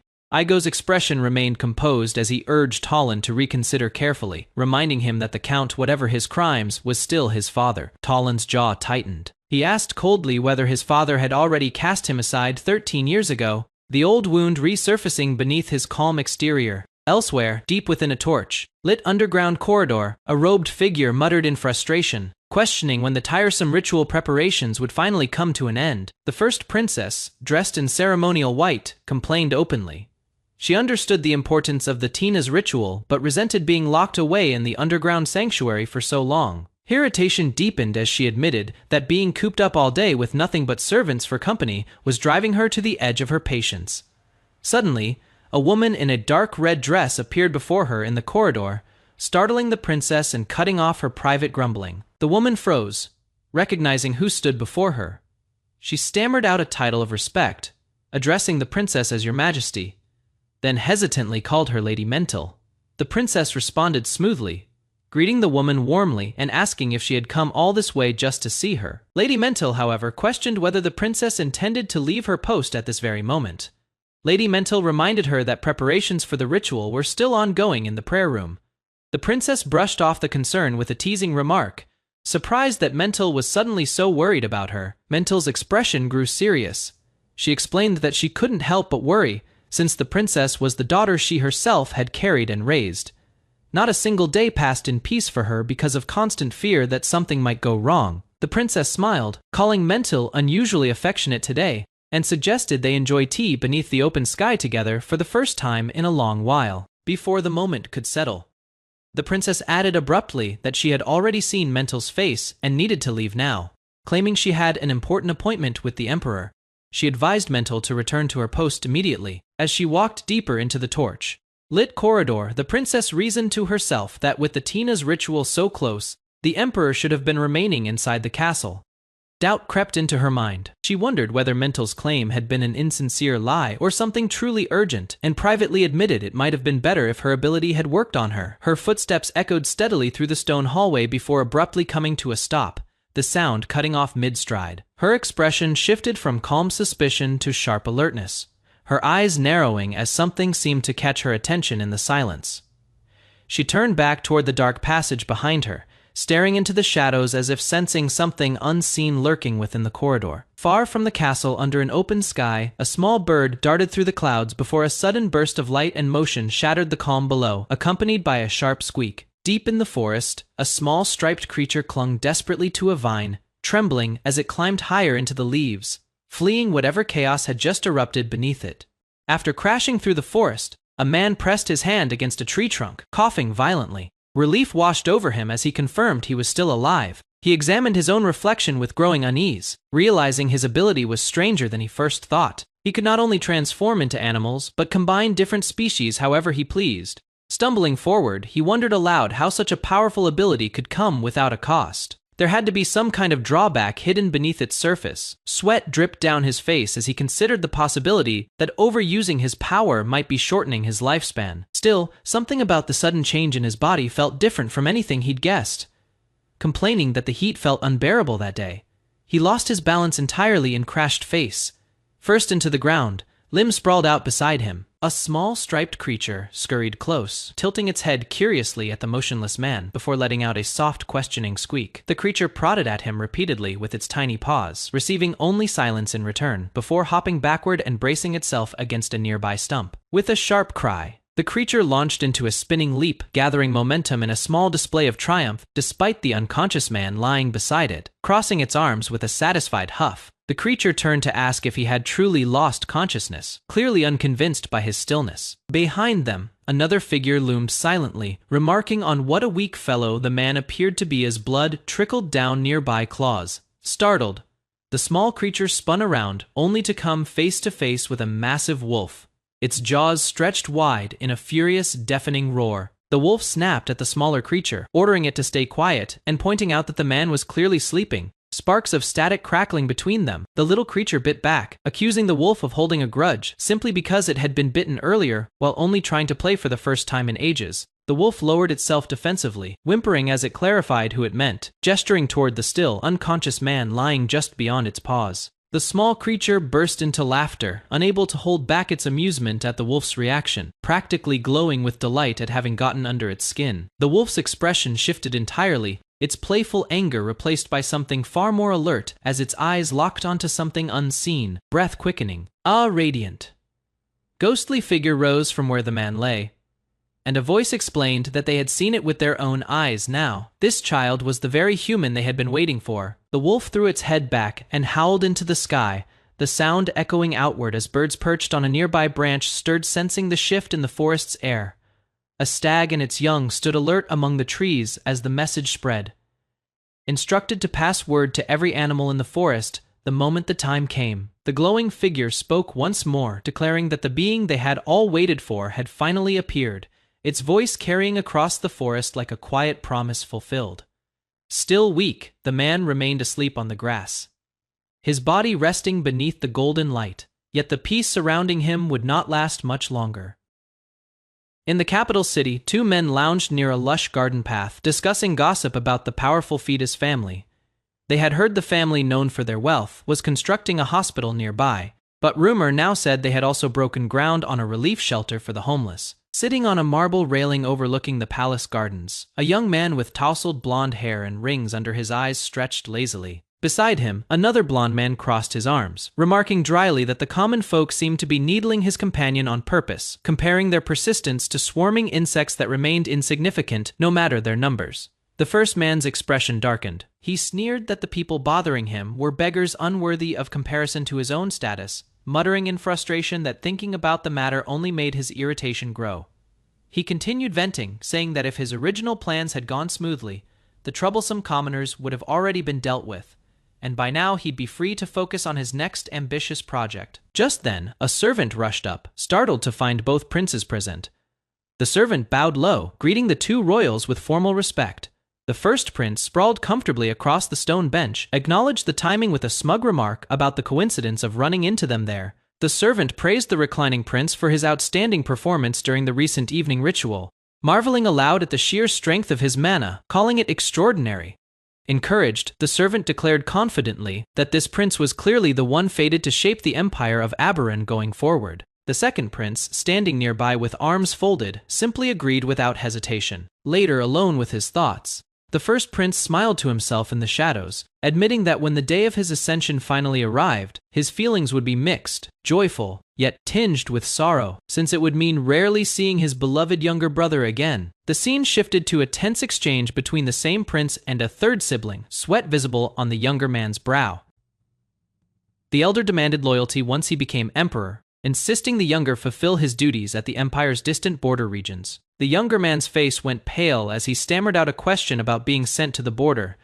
Nervously, the younger prince agreed to accept whatever role was given, so long as it was entrusted to him. In the background, the second prince listened with a knowing smirk, aware that new emperors traditionally granted their siblings positions immediately upon taking the throne, a custom meant to prevent future power struggles within the royal family. Aunts alone. The second prince reflected bitterly. Their brother had, in that moment, all but sealed the fate of this pitiful third prince, ensuring he'd be exiled from the comfort of the capital to live out his days in the harsh borderlands. Walking away down a sunlit garden path, the second prince acknowledged a deeper truth.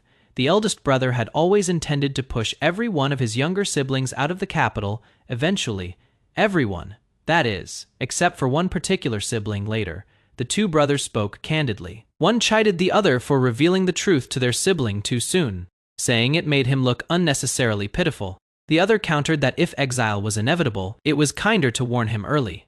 Teasing followed, with one brother suggesting the other simply hand over his own demanding position as the emperor's aide to their exiled sibling instead. The response came sharp with sarcasm, admitting that escaping such an exhausting workload actually sounded rather appealing. Shifting topics, one prince asked whether his companion had given more thought to something mentioned previously, referring specifically to a bold, bespectacled man connected to the fetus family. The other recalled the man casually, admitting his impression of him hadn't been bad at all, smirking. One of the brothers suggested that rather than remaining idle and passive for an entire year, causing some mischief instead would prove far more entertaining. The story shifted to a carriage traveling briskly through the city streets, its passengers discussing business. One mentioned a newly discovered coal mine in the Southern Territories, currently under the ownership of a nobleman known as Baron Jones. Details emerged that Baron Jones had once borrowed a substantial sum from the fetus ducal house. The order was given to convert the accumulated debt and interest into formal management rights over the mine itself, which a nearby aide immediately accepted, addressing his superior as acting head. In a follow-up meeting, the acting head asked for a status report on the mine's workers. His nervous aide admitted that following a recent speech, a number of employees had temporarily abandoned their posts, hinting at unrest simmering beneath the surface of the family's ambitious expansion. The acting head of the fetus ducal house reported to his subordinate that the Central Land Project had brought stability to the region, despite earlier setbacks. His companion, seated across from him, nodded and instructed him to continue monitoring the situation closely. The subordinate hesitated before adding one more piece of news he had failed to mention earlier. A message had arrived that very morning from House Krisa, carrying information he clearly found troubling. He revealed that Count Krisa, the young man's own father, had been imprisoned within the Imperial dungeon. The acting head's expression remained frozen, saying nothing in response. Sitting in stunned silence inside the moving carriage, he reflected bitterly on the timing of the news, noting it had struck on the very day he was scheduled to attend a nobles' meeting at the invitation of the imperial family itself. His thoughts spiraled as he tried to make sense of the arrest. He hadn't done anything to offend the royal family directly, he reasoned, unless the reason traced back to his ongoing relief efforts for the vagrants. A darker suspicion crept into his mind.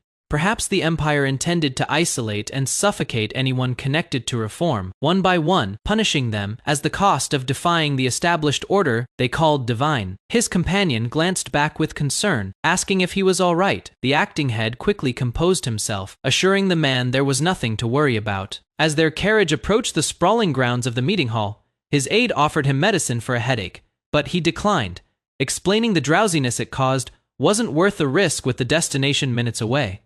Stepping out, he only remarked on the sheer size of the garden before him. Word spread quickly through the hall as attendants announced his arrival, identifying him formally as the acting head of the fetus ducal house. He walked forward across the polished floor, the eyes of gathered nobles following his every step. He said nothing, keeping his expression unreadable as he passed through the crowd. A cheerful noble stepped forward to greet him, introducing himself warmly as Duke Milio and claiming he had heard a great deal about the acting head already. Duke Milio praised his efforts at the fetus estate, calling the scale of his current project remarkable for something undertaken in the very heart of the empire. The acting head deflected the compliment, crediting High Priest Vesper and the grace of the imperial family instead. Duke Milio laughed heartily, mentioning that his own son had personally witnessed the events unfolding in the Central Land, describing the acting head as strikingly composed while standing beside the high priest. His tone shifted, growing colder as he remarked that had the late agony fetus lived to see such an impressive scene, the man would never have dared imagine betraying the empire the way he ultimately did. Duke Milio continued needling him, suggesting that considerable effort would be required to properly educate the young duke left behind, adding that it would be troublesome indeed if he followed his father's path and turned traitor as well. The acting head responded evenly, turning the subject back toward Milio's own son, confirming he meant the young lord he had personally encountered that day. He described the boy sharply, comparing him to a rat hiding among the crowd, with his face concealed beneath a robe, questioning aloud whether such behavior reflected the education Duke Milio's household prided itself on. Milio's composure cracked instantly, his face twisting in fury as he spat an insult back at him. Unshaken, the acting head pressed further, pointing out that Milio had likely been relying on Baron Jones' newly discovered coal mine, only to reveal that ownership of that very mine would soon transfer to House Fetus. He added coolly that should Fetus refuse to supply minerals going forward, Milio's own businesses would face serious trouble. Milio stood rigid, humiliated, and silent, as the acting head calmly advised him to choose his words more carefully, depending on the time and situation, walking past him with quiet authority intact. Inside the grand meeting hall, an announcer called for silence as the massive doors swung open, declaring that the first prince and second prince were entering. Rows of assembled nobles straightened at once, tension rippling through the room as the two princes made their approach, every eye tracking their movement with visible unease. Dressed in matching white and gold military uniforms, the two brothers walked side by side across the polished floor, their footsteps echoing through the silent chamber. A memory surfaced in Talon Kreese's mind, the voice of the first prince cutting through his thoughts, demanding to know whether he felt nothing after killing Duke Fetus with his own hands. The prince's cold, golden eyes lingered in Talon's memory, sharp and unreadable, watching him as though searching for some flicker of guilt. Startled back to the present, Talon flinched, rain-soaked memories fading as he found himself once again standing in the meeting hall, sweat beading on his brow. The first prince took his seat at the head of the long table, formally opening the session and instructing everyone present to sit. Outside the tall windows, the discussion moved forward, wrapping up matters concerning the empire's border territories before shifting focus elsewhere. The prince turned his attention to the ongoing development of the Central Land within the imperial capital, asking directly for an update on House Fetus's progress. Tolan rose sharply to his feet, announcing himself as acting head of the Fetus Ducal House, ready to deliver his report. He explained that construction of the new hospital had reached its structural framing stage, while medical staff were simultaneously being trained and relief efforts extended to the surrounding slum district. The first prince recalled the origin of the project aloud, remembering how he had once been granted development rights to the central land beside the temple as a reward for winning the previous hunting festival. He continued, his tone hardening, recounting how Agony Fetus had later appeared and seized that authority away from him, remarking bitterly that this was apparently what had become of it since. Turning to another matter, he stated that recent reports showed public safety near the capital center had improved considerably, a claim the second prince confirmed beside him. The first prince credited the Fetus family's hospital project entirely for the shift, noting that the effort had already earned widespread praise among the empire's citizens. Cracking his knuckles with visible satisfaction, he addressed Talon directly, calling the achievement something worth praising, and adding that he held high expectations for his future. Rising with a confident smirk, the prince turned toward the other assembled nobles, comparing them unfavorably to House Fetus, declaring that a family capable of such results truly deserved the imperial family's continued support. Tolan bowed his head, expressing that he felt deeply honored by the prince's words, and vowing to carry the project forward with the utmost sense of responsibility. The prince leaned in close, his tone shifting subtly, remarking that humility was admirable, but pointed out that humility alone could not feed the people who depended on the project's success. He added, with a faint and knowing smile,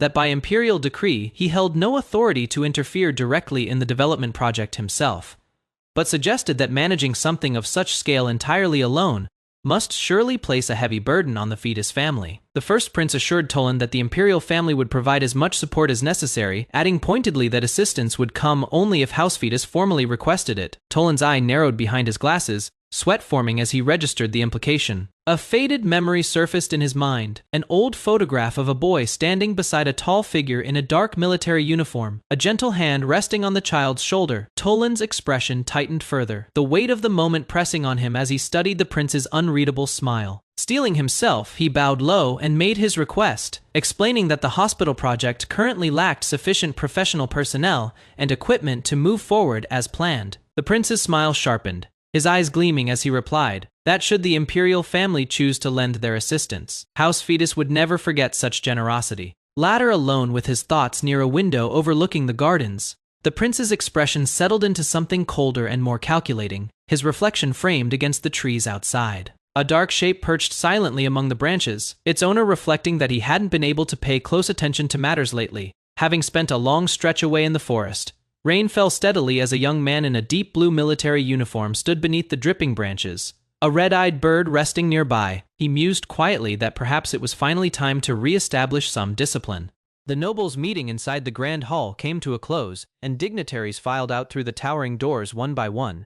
Officials descended the marble staircase in silence, their expressions unreadable, each carrying the weight of whatever had just been decided behind those closed doors. A carriage waited outside the estate as one attendant thanked another for the day's effort. A young servant with teal hair turned toward the man beside the carriage, his voice hesitant as he asked what exactly had unfolded during the meeting.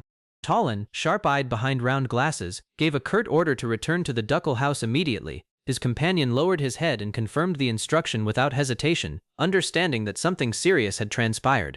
A voice called out to Toland just as he prepared to depart, questioning why he seemed so eager to leave the grounds so soon after the meeting ended. Igo approached from behind, his cloak trailing against the stone path, wondering aloud how long Toland had been standing there. He revealed that word of the meeting had already reached him, adding that the first prince had apparently pledged his support. An older noble spoke with a stern expression, remarking that gratitude was owed for the prince's favor. He noted that because of this arrangement, Count Chrysa would soon be released from custody. Toland's gaze hardened as he clarified his true motive. The support he had sought from the prince, he explained, existed for one purpose alone: securing the future of the fetus family. Declaring that he needed to leave, Toland turned away from Igo, who called after him with a suggestion. Perhaps, Igo proposed, he should visit the count's estate first and pay his respects to their father. Toland's expression twisted with sudden irritation. He questioned since when their relationship had grown close enough to justify sitting together without purpose. Laughter echoed against a backdrop of drifting clouds. Someone recalled the acting head's expression during the meeting, clearly savoring the memory. Two blonde figures strolled through the garden, one of them laughing openly while recounting how desperate the man had looked while pleading. He compared it to watching a prized project get ripped away all over again.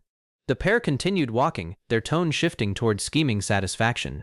Now, they agreed, they could meddle with the Central Land project however they wished, hiding their interference behind the guise of generous support. One of them wondered gleefully whether they should simply destroy the hospital right before its completion.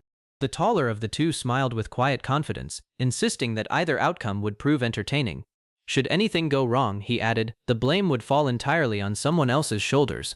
Turning serious for a moment, he mentioned it was time to think about their next move and floated the idea of continuing the conversation somewhere more private. His companion cleared his throat awkwardly, suggesting they postpone that particular discussion for another occasion instead. Claiming exhaustion, the blonde prince announced his intention to retire to his chambers and rest. His brother watched him walk away, calling out uncertainly, clearly caught off guard by the abrupt change in mood. Left alone in thought, the prince rubbed his chin, murmuring about heading toward his room, his expression shifting into something more contemplative than before. Elsewhere, a figure with piercing golden eyes observed the pattern forming. He noted how often the prince had been retreating to his room lately, questioning quietly what could possibly be drawing him there so frequently. The doors were forced open with a sharp motion. Frustration colored the prince's voice as he complained about his good mood being ruined, grumbling about having to face that particular person's presence once again.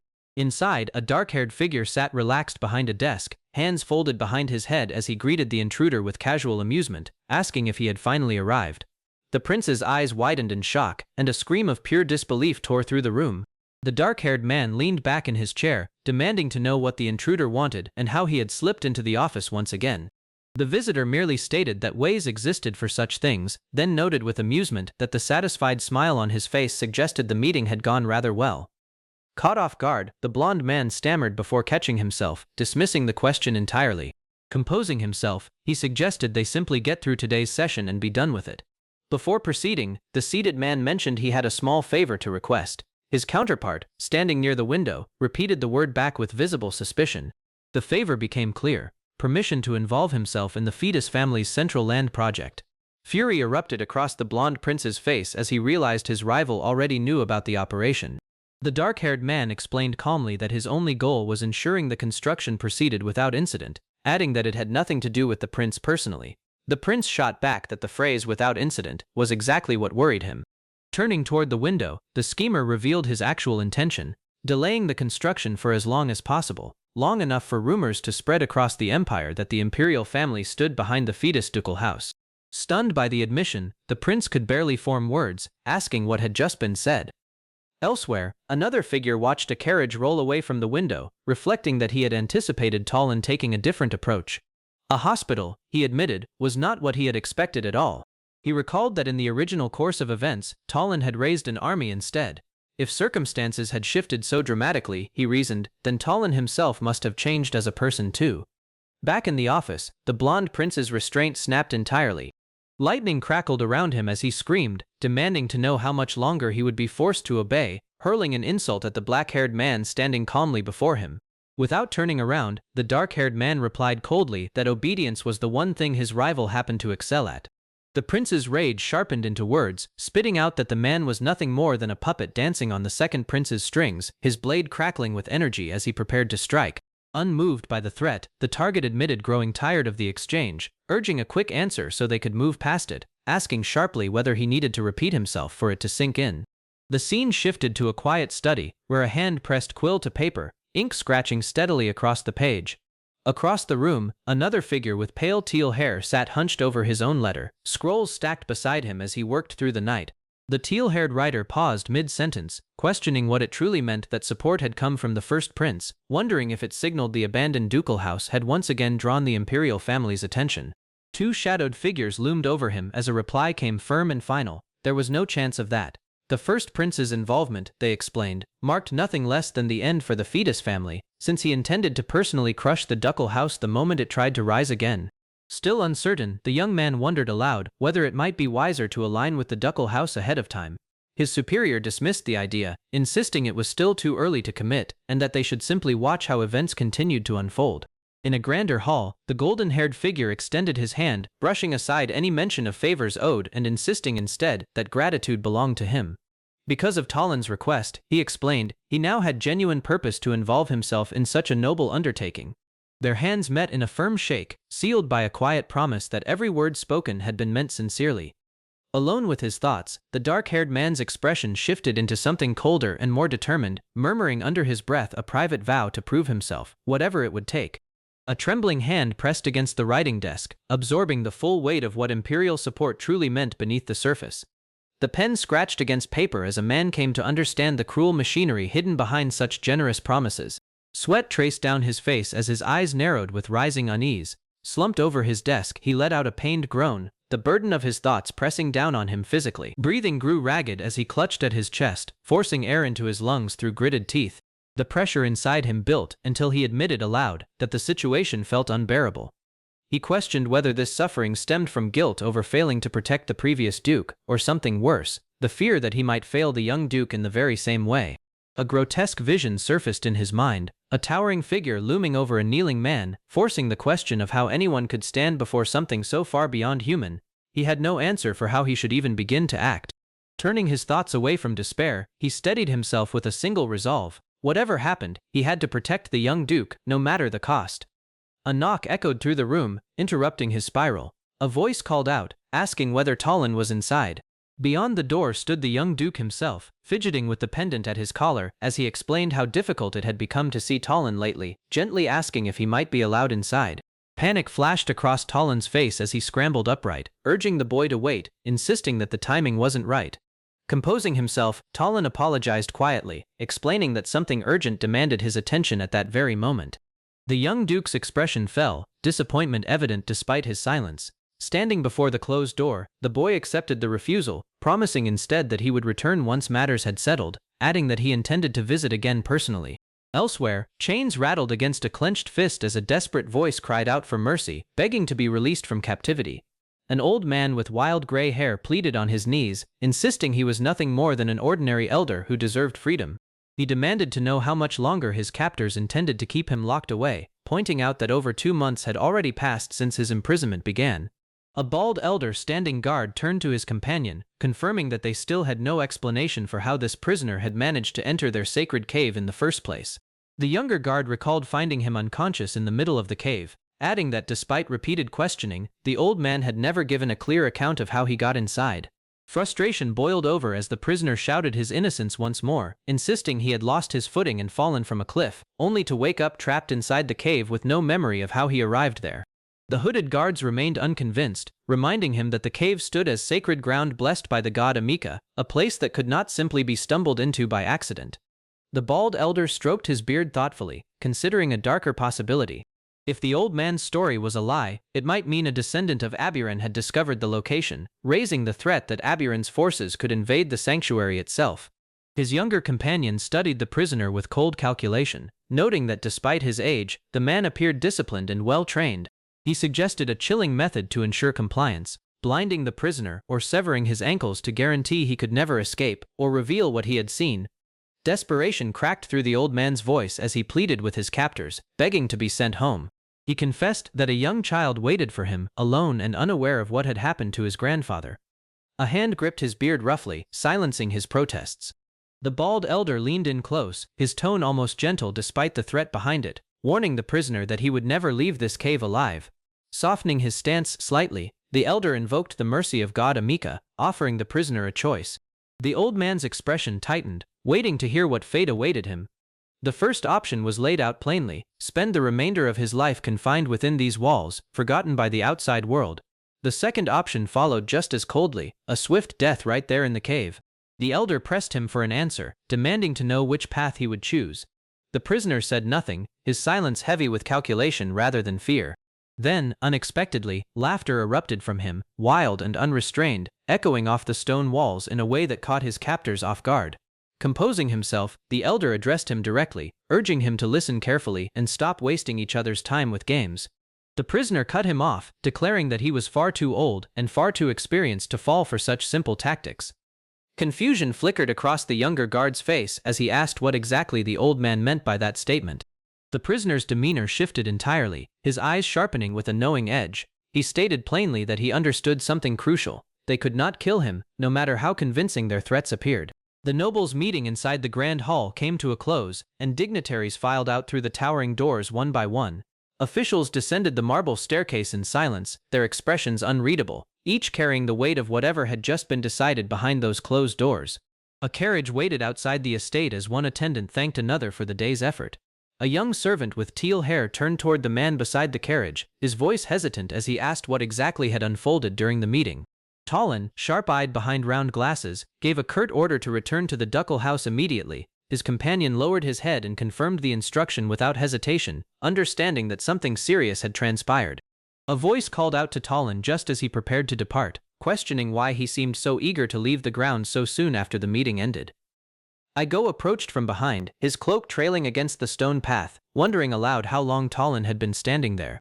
He revealed that word of the meeting had already reached him, adding that the first prince had apparently pledged his support. An older noble spoke with a stern expression, remarking that gratitude was owed for the prince's favor. He noted that because of this arrangement, Count Krysa would soon be released from custody. Talon's gaze hardened as he clarified his true motive. The support he had sought from the prince, he explained, existed for one purpose alone: securing the future of the fetus family. Declaring that he needed to leave, Talon turned away from Igo, who called after him with a suggestion. Perhaps, Igo proposed, he should visit the count's estate first and pay his respects to their father. Talon's expression twisted with sudden irritation. He questioned since when their relationship had grown close enough to justify sitting together without purpose. Laughter echoed against a backdrop of drifting clouds. Someone recalled the acting head's expression during the meeting, clearly savoring the memory. Two blonde figures strolled through the garden, one of them laughing openly while recounting how desperate the man had looked while pleading. He compared it to watching a prized project get ripped away all over again. The pair continued walking, their tone shifting toward scheming satisfaction. Now, they agreed, they could meddle with the Central Land project however they wished, hiding their interference behind the guise of generous support. One of them wondered gleefully whether they should simply destroy the hospital right before its completion. The taller of the two smiled with quiet confidence, insisting that either outcome would prove entertaining. Should anything go wrong, he added, the blame would fall entirely on someone else's shoulders.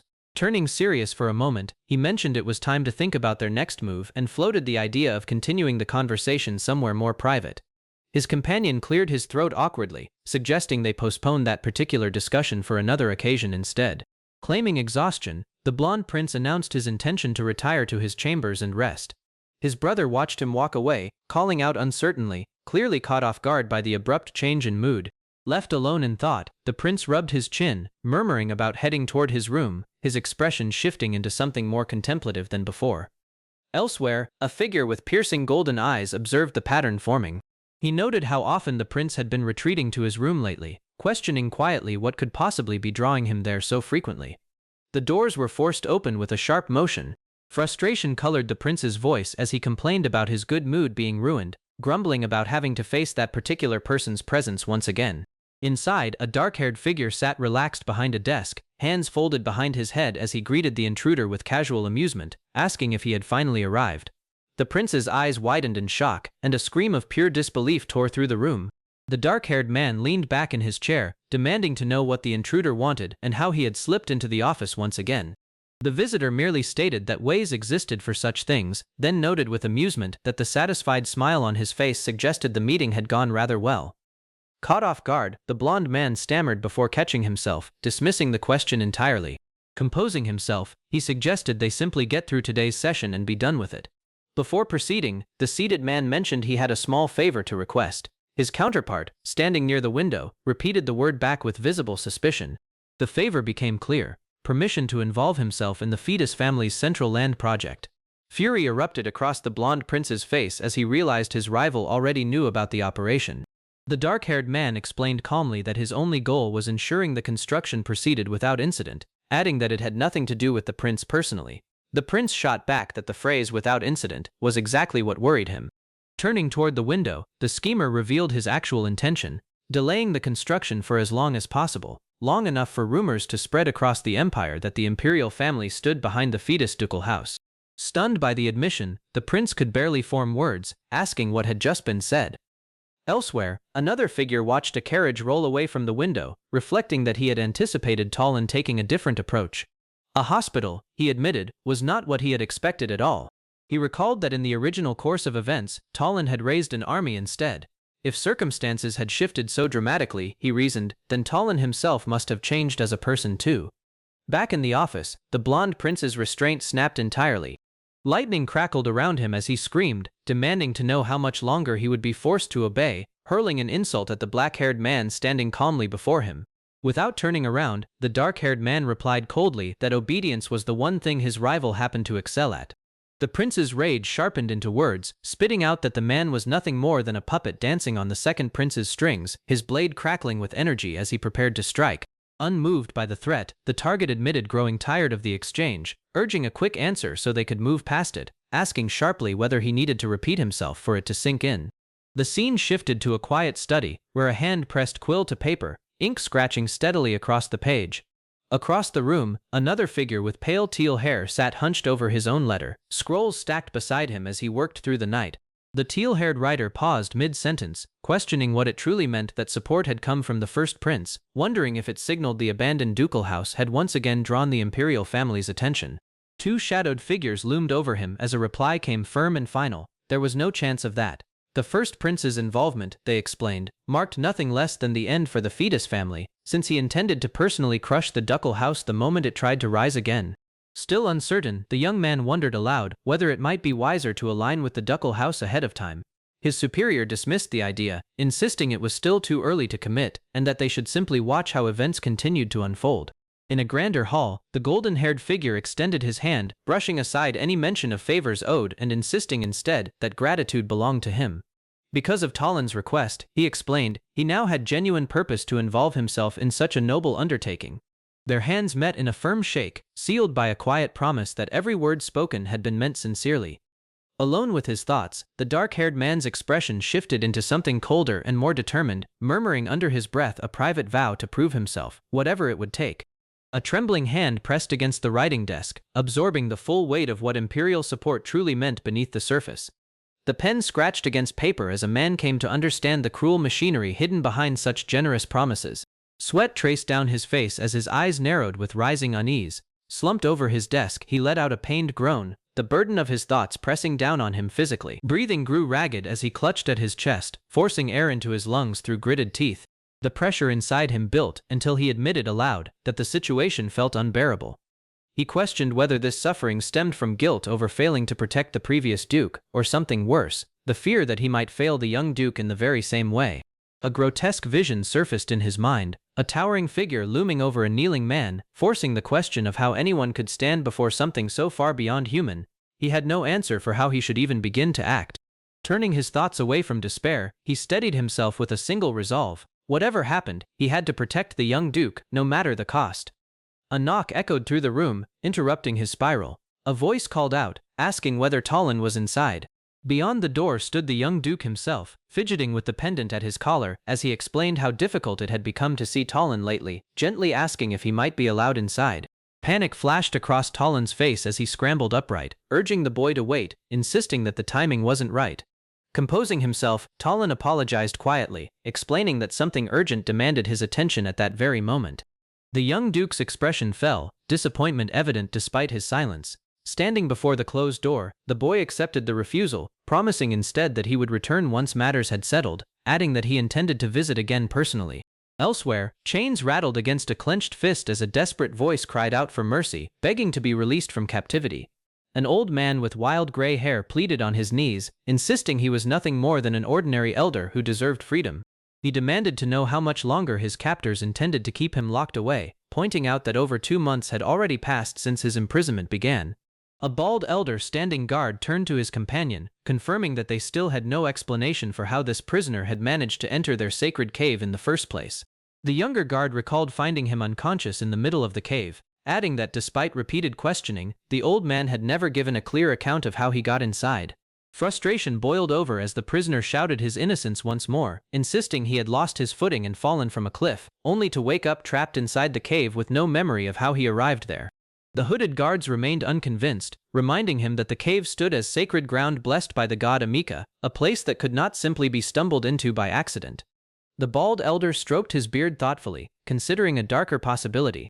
If the old man's story was a lie, it might mean a descendant of Abiren had discovered the location, raising the threat that Abiren's forces could invade the sanctuary itself. His younger companion studied the prisoner with cold calculation, noting that despite his age, the man appeared disciplined and well-trained. He suggested a chilling method to ensure compliance, blinding the prisoner or severing his ankles to guarantee he could never escape or reveal what he had seen. Desperation cracked through the old man's voice as he pleaded with his captors, begging to be sent home.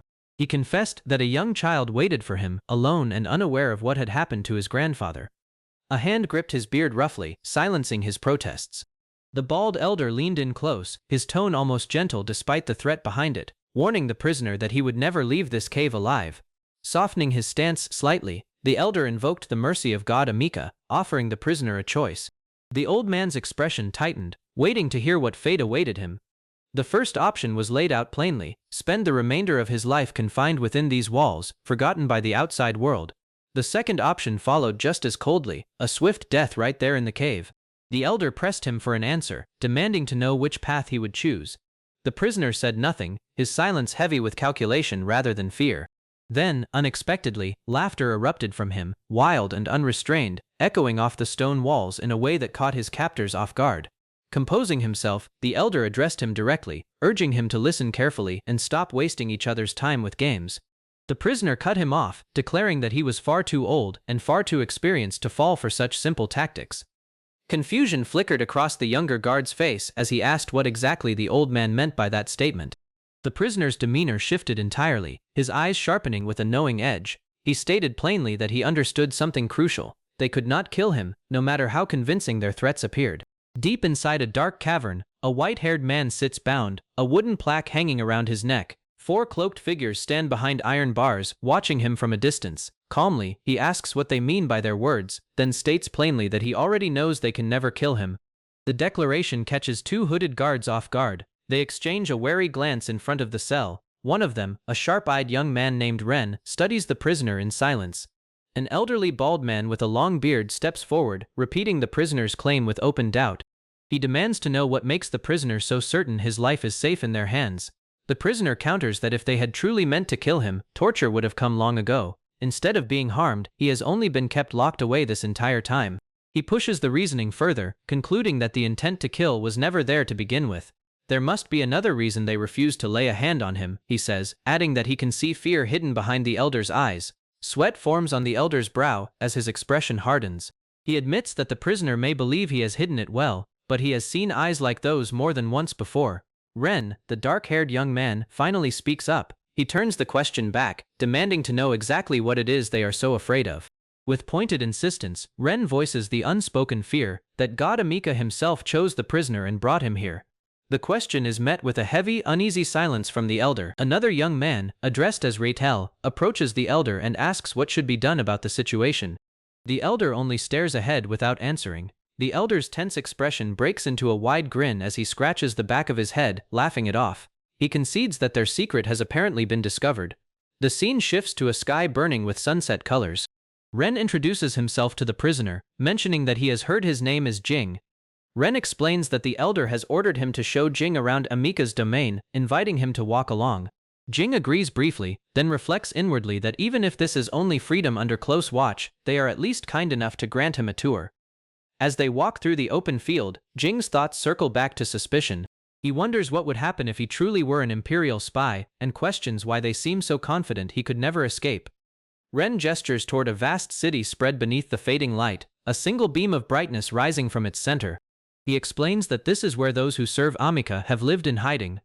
The streets below bustle with ordinary townsfolk going about their lives. Ren notes that by Amika's blessing, they live humble lives while quietly carrying out a sacred mission passed down through generations. Scanning his surroundings, Jing notices no soldiers or anyone fit for battle among the crowd.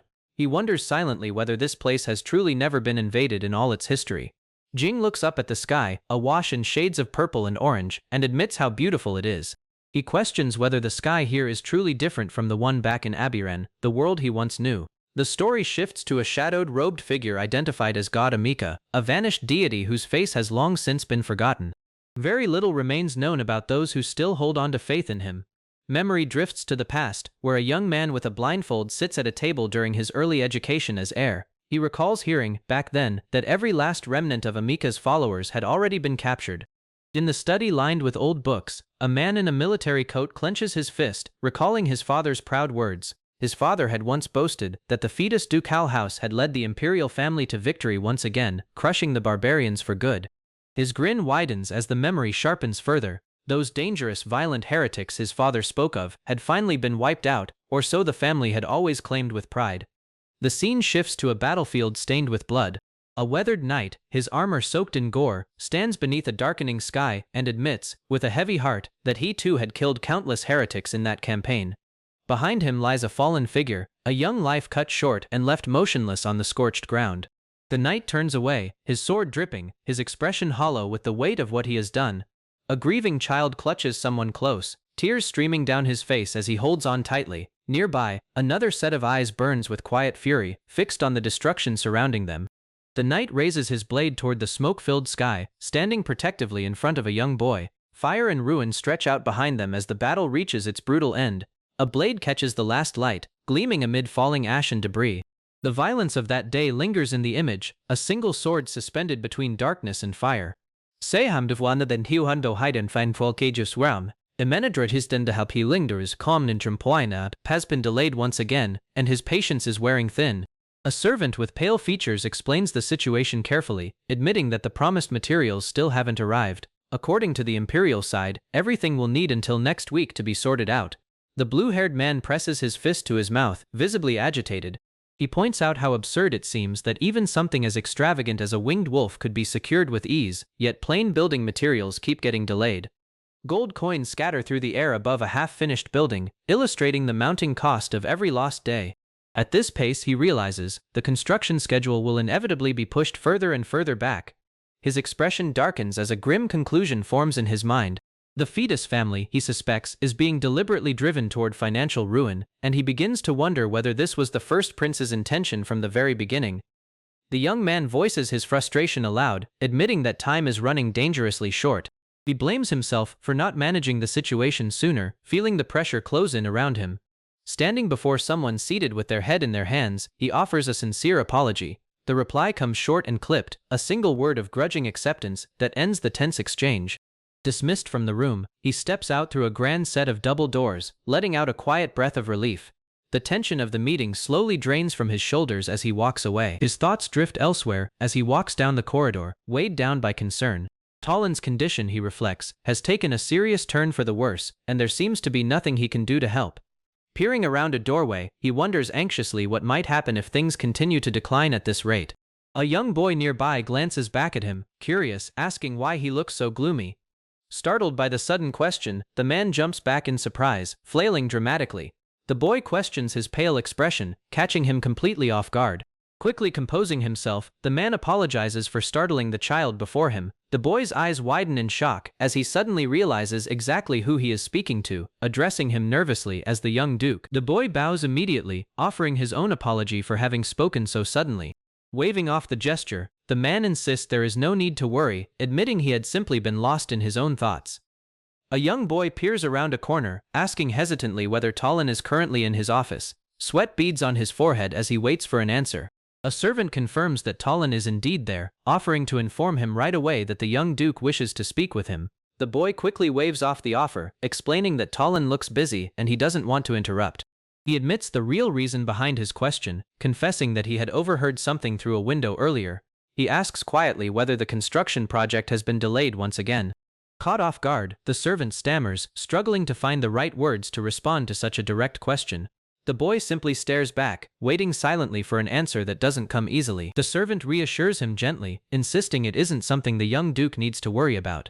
There are only a few matters still being settled with the imperial family, he explains. Relief washes over the boy's face as he accepts the explanation. With a cheerful wave, the servant announces he'll be heading off now, encouraging the boy to keep up the good work. The boy responds warmly, wishing him a safe journey. Once alone, the boy's expression shifts into something more composed and knowing, the friendly mask falling away as his true thoughts settle beneath the surface. Later, he sits curled up in front of a grand set of doors, his face buried against his knees. A soft tapping sound breaks the silence, drawing his attention upward. His eyes widen as he spots a familiar figure perched outside the window. He calls out excitedly, recognizing the crow immediately as Blackie. Rushing to the window, he flings it open and scolds the bird for staying away so long. He explains that he had heard crows migrate during winter and feared Blackie had left him behind for good. Remembering something important, he tells the crow to wait right there while he fetches walnuts he had been saving. As he dashes off, a narrator's voice notes that the crow appears to have recovered considerably since they first met. A memory surfaces of when the boy first encountered the injured creature, recalling how it had cried constantly back then, its eyes swollen from endless tears. He chuckles to himself, admitting he must have looked quite gloomy earlier when the crow found him. Still, he reflects, it's a relief that the young duke isn't frightened of crows the way some might expect. Lying comfortably on the floor beside the bird, he begins sharing his thoughts about Talon, mentioning quietly that thanks to the crow, he has been able to explore the ducal house and gather bits of useful information along the way. He continues, explaining that Talon constantly warns him against wandering off, yet he genuinely wants to visit the area near the temple where the poor people live. The crow pecks curiously at a nut on the ground as he speaks. Without warning, the bird suddenly takes flight, wings flapping rapidly as it rises into the air. Startled, the boy reaches out instinctively, calling Blackie's name in surprise. He questions aloud whether the crow is already leaving, disappointment clear in his voice as he watches it soar toward the open window. Frustration creeps into his expression as he points out that they had barely gotten the chance to talk. He wonders why the bird insists on leaving so early today, of all days. A flicker of vulnerability crosses his face as an unfinished thought escapes him, admitting that if even Blackie leaves him now, he doesn't quite know what he would do. The crow taps twice against the windowsill, watching the boy with a steady gaze. He straightens up, stretching his sore knees, and asks Blackie whether his family must be waiting outside for him as well. Pushing the window wide open, he ushers the bird forward, telling it to hurry along. He promises they'll talk again the next time Blackie decides to visit. As the crow flaps upward into the open sky, he waves after it, shouting that it absolutely has to come back. The bird grows smaller against the clouds, disappearing into the distance beat by beat. From high above, the grand domes of the estate stretch out below, catching the light and looking magnificent from a distance. Despite the beauty, something about the scene feels quietly unsettling to the creature soaring past it. A young man reflects on a phrase that had lodged itself in his mind, repeating the words about wanting to see where the poor people live. His expression carries a mixture of amusement and concern as he turns the thought over. Watching the crow cut across the sky beneath a crescent moon, he murmurs that it seems things have finally begun. He admits he hadn't expected to hear those particular words so soon. Turning his attention toward the horizon, he acknowledges that the day he must start watching over the young duke is fast approaching. He recalls that the boy is a character who never even appears by name within the original novel. Leaning over a railing with a small, knowing smile, the boy remains unaware of the truth hanging over him. According to the story's fate, he is destined to die shortly after the hunting festival takes place. Twilight settled over the grand cathedral as Jing arrived at its towering gates. A voice called out from within, asking if he had finally come. The young man in black stood still before the entrance, his expression unreadable, while another voice informed him that the elder awaited inside. An elderly guide explained that his escort would end here, leaving Jing in the care of a man named Retail, who would lead him the rest of the way to the temple. Jing offered a brief, quiet acknowledgement before continuing forward. The old man watched Retail's retreating figure grow smaller down the corridor. His footsteps echoed against the stone floor as he walked away, leaving only silence and an unreadable stare behind him. Stepping through the ornate doorway, the old man remarked that Jing and Retail bore a striking resemblance, wondering aloud if they were father and son. Jing's reply came flat and immediate. He had no parents at all. Embarrassed by the assumption, the old man apologized, dismissing his own words as nothing more than an old man's careless rambling. Jing simply told him it was fine, and the two continued walking side by side across the tiled hall. A bald priest greeted them, asking Jing how his visit had gone and whether he had enjoyed seeing the place for himself. Jing admitted that he had, though something lingered unfinished in his tone. The priest responded with visible relief, his laughter echoing as the old man and Jing stood before him. Jing pressed further, asking what would become of him now. The priest answered that since they couldn't kill him, they would let him live, and since mistreatment wasn't an option either, he would be treated with hospitality instead. Jing questioned whether this meant he was forbidden from leaving the land altogether. The priest confirmed it, explaining that his identity as Amika's messenger hadn't yet been verified, adding that this place wasn't such a terrible one to call home in the meantime. Jing turned the situation over in his mind, asking directly what would happen if he managed to prove that claim, whether proving himself as Amika's messenger would finally grant him the freedom to leave. The priest closed his eyes, folding his hands beneath his chin. If that truly was her will, he mused, then he supposed such a thing could be allowed. The old man's expression sharpened as he asked what exactly he needed to do. His profile came into sharp focus as he demanded to know what was required of him to be recognized as that lion, or tiger, or whatever title they insisted on calling it. The priest's grin spread wide beneath his beard as he replied that he simply wouldn't know the answer to that. He continued, mocking the very question, what could a priest possibly understand about such matters anyway? Anyone who claimed to hear the voice of God, he added with a theatrical shrug, was nothing more than a fraud. Fury erupted instantly. The old man lunged forward, seizing the priest by the collar and hoisting him off balance, roaring that the very man before him was supposed to be an elder. He demanded to know how such nonsense could possibly come out of his mouth. A sharp strike cracked through the air, cutting the confrontation short.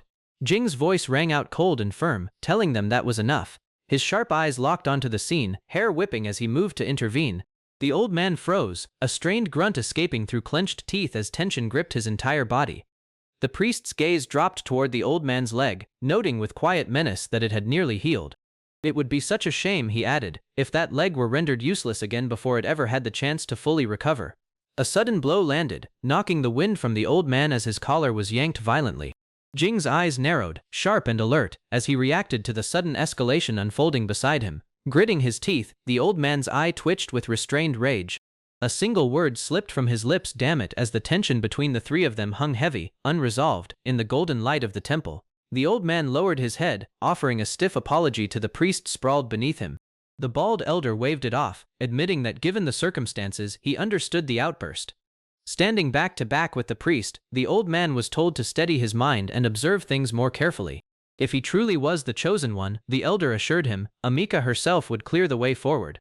The priest instructed him to settle in and make himself at home until that moment arrived. All he needed to do was return to the temple each evening, just as he had done that day. Left alone with his thoughts, the old man's face darkened as he considered the possibility of spending the rest of his life trapped in this place. Beyond simply escaping prison, he realized, nothing about his situation had truly changed. Jing appeared beside him, offering to lead the way to his new room. The old man accepted without protest, falling into step behind him.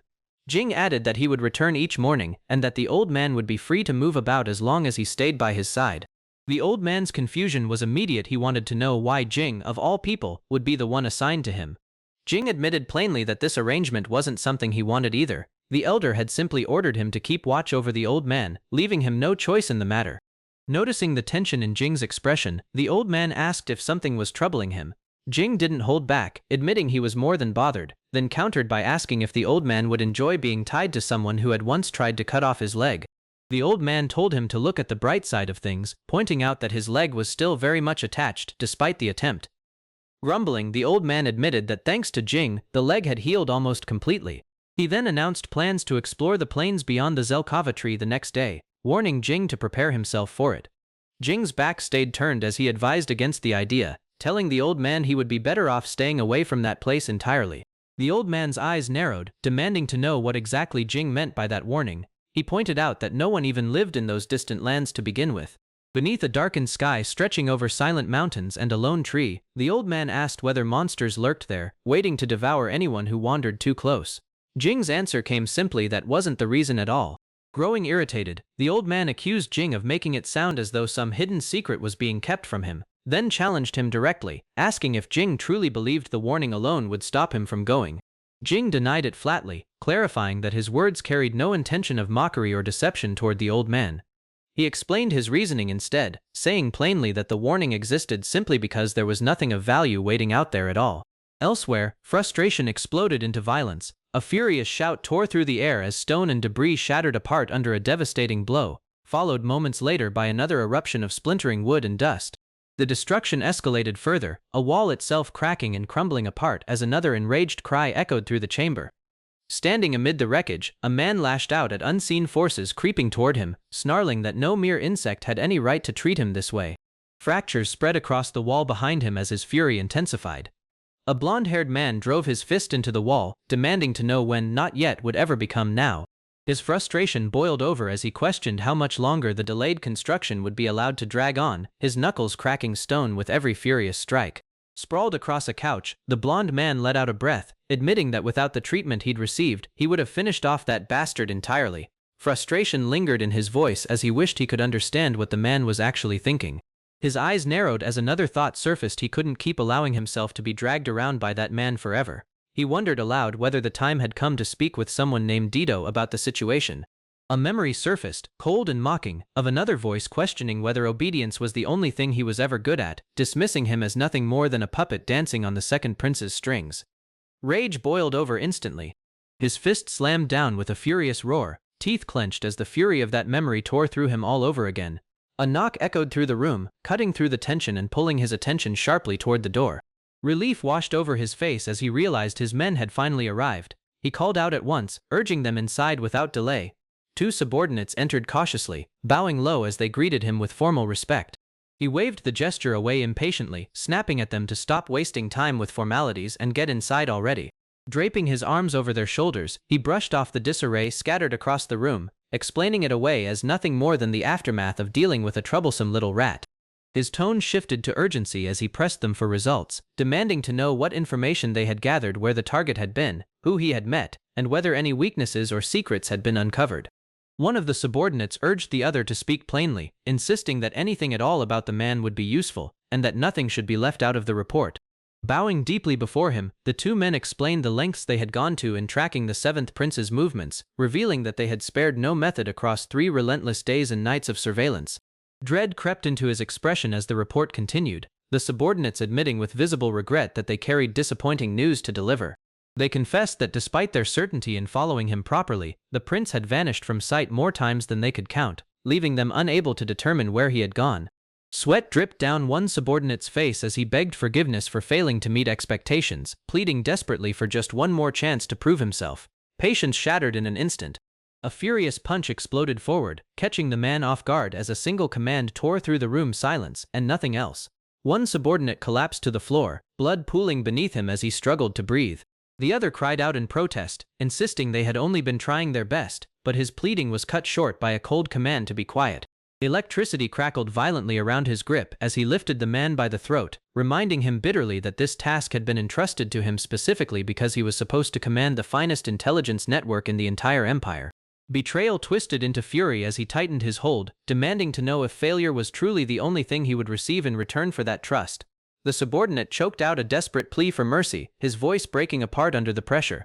The crackling energy intensified further, wrapping tighter around the man's throat as his screams dissolved into ragged, pained gasps. Blood dripped from his fingers as his expression hardened into something merciless.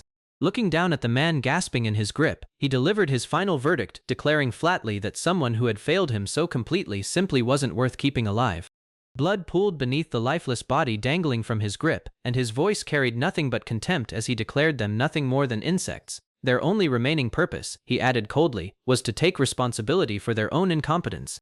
A cheerful voice broke the silence as another blond man stepped through the doorway, announcing his arrival to his brother with a wide grin. He remarked that it had been quite some time since he'd last been summoned. Silence answered him first, followed by a casual observation about the state of the room. It had gotten dirty, he noted, asking if his brother had been under stress lately. Below, 2 bodies lay sprawled across the tiles in spreading pools of blood, and his tone shifted as he uttered a single, knowing word, Dido. The bloodied man remarked that Dido had arrived at precisely the right moment. Dido accepted the comment with a smirk, boasting that impeccable timing was simply something he was always good at. Wiping flecks of blood from his cheek, the man explained that something unexpected had come up, something that required immediate attention and needed to be handled properly. Dido's smile widened with genuine interest as he leaned in, admitting he was curious to hear exactly what that something might be. Workers hammered nails into wooden beams under a bright sky, driving them deeper with steady strikes. One worker adjusted the placement of a hanging basket, calling for it to shift slightly to the side as construction continued around the site. A boy stepped forward and greeted Flynn Fetus with formal politeness, closing his eyes as he spoke. He introduced himself as the 5th young lord of House Selby, expressing honor at finally meeting the young duke in person. Tolan Selby explained that he had come to apply for the hospital project, hoping to study medical arts. He admitted he had waited eagerly once he learned Flynn would be visiting the construction site that day. Pale, standing beside Flynn, studied Tolan with a curious expression. He questioned why Tolan had chosen medicine specifically, noting that alchemy or other respected fields had also been open to someone of his standing. Tolan answered calmly, calling medicine an honorable profession made even greater by its direct support from the imperial family. He considered it a privilege to pursue a path connected so closely to the throne. Flynn looked at Tolan with interest, remarking that he still appeared quite young despite his composed manner. He asked directly how old Tolan actually was, curious about the gap between his bearing and his age. Tolan's face lit up with excitement upon learning they shared the same age. He admitted he had never met anyone his age before, and the discovery clearly delighted him as his fists tightened with enthusiasm.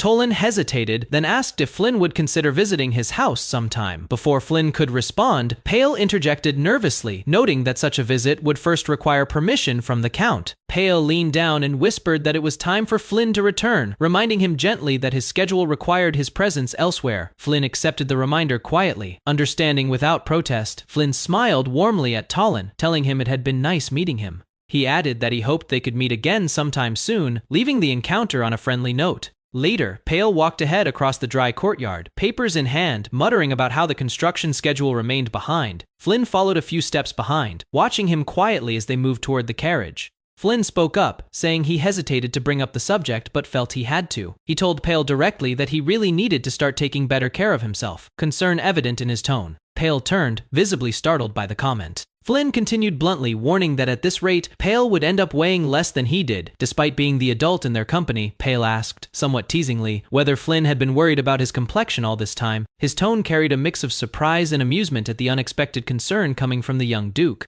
Pale insisted the worry was an exaggeration, reminding Flynn that he was an adult, far older than him. He added that he still trained regularly to maintain his stamina, brushing off the concern as unnecessary. As Flynn climbed into the carriage, Pale instructed the driver to take good care of the young Duke on the way back to the ducal residence.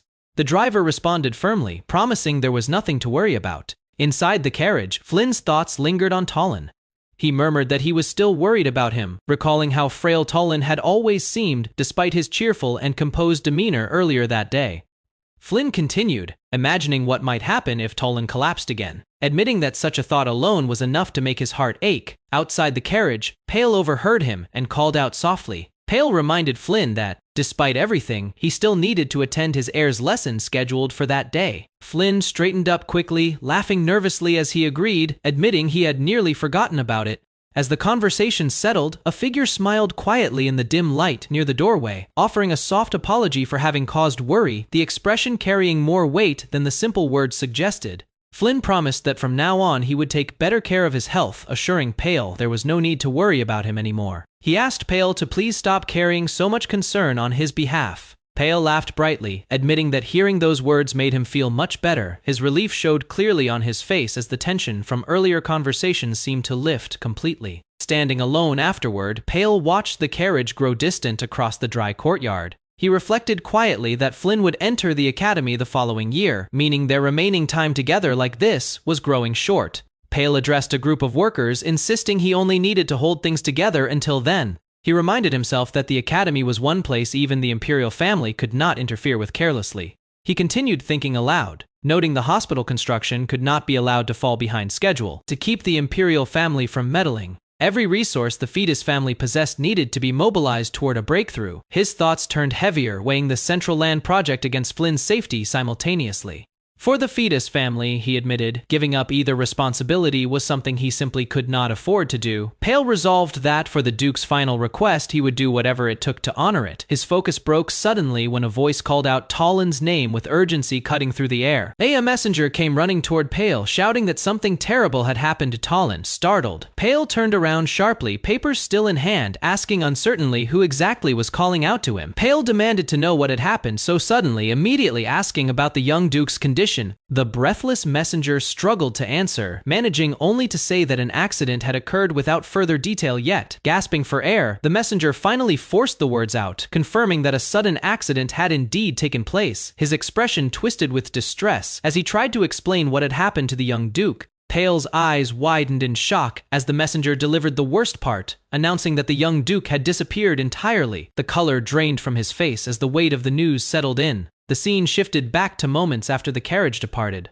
While passing through the slums near the Central Land, the carriage suffered a violent impact, throwing both passengers inside into sudden chaos and confusion. Inside the shaking carriage, the driver asked urgently if the young Duke was all right, wanting to know what was happening outside. He explained it had been a collision caused by another carriage swerving unexpectedly into their path. The driver told Flynn there appeared to be a problem outside and that he needed to step out and check. Flynn assured him he was fine and urged him to go take a look immediately. Sitting alone afterward, Flynn realized the driver had disappeared without a trace after stepping outside. Someone remarked that since he had gone out alone, searching the area should help them locate him again soon.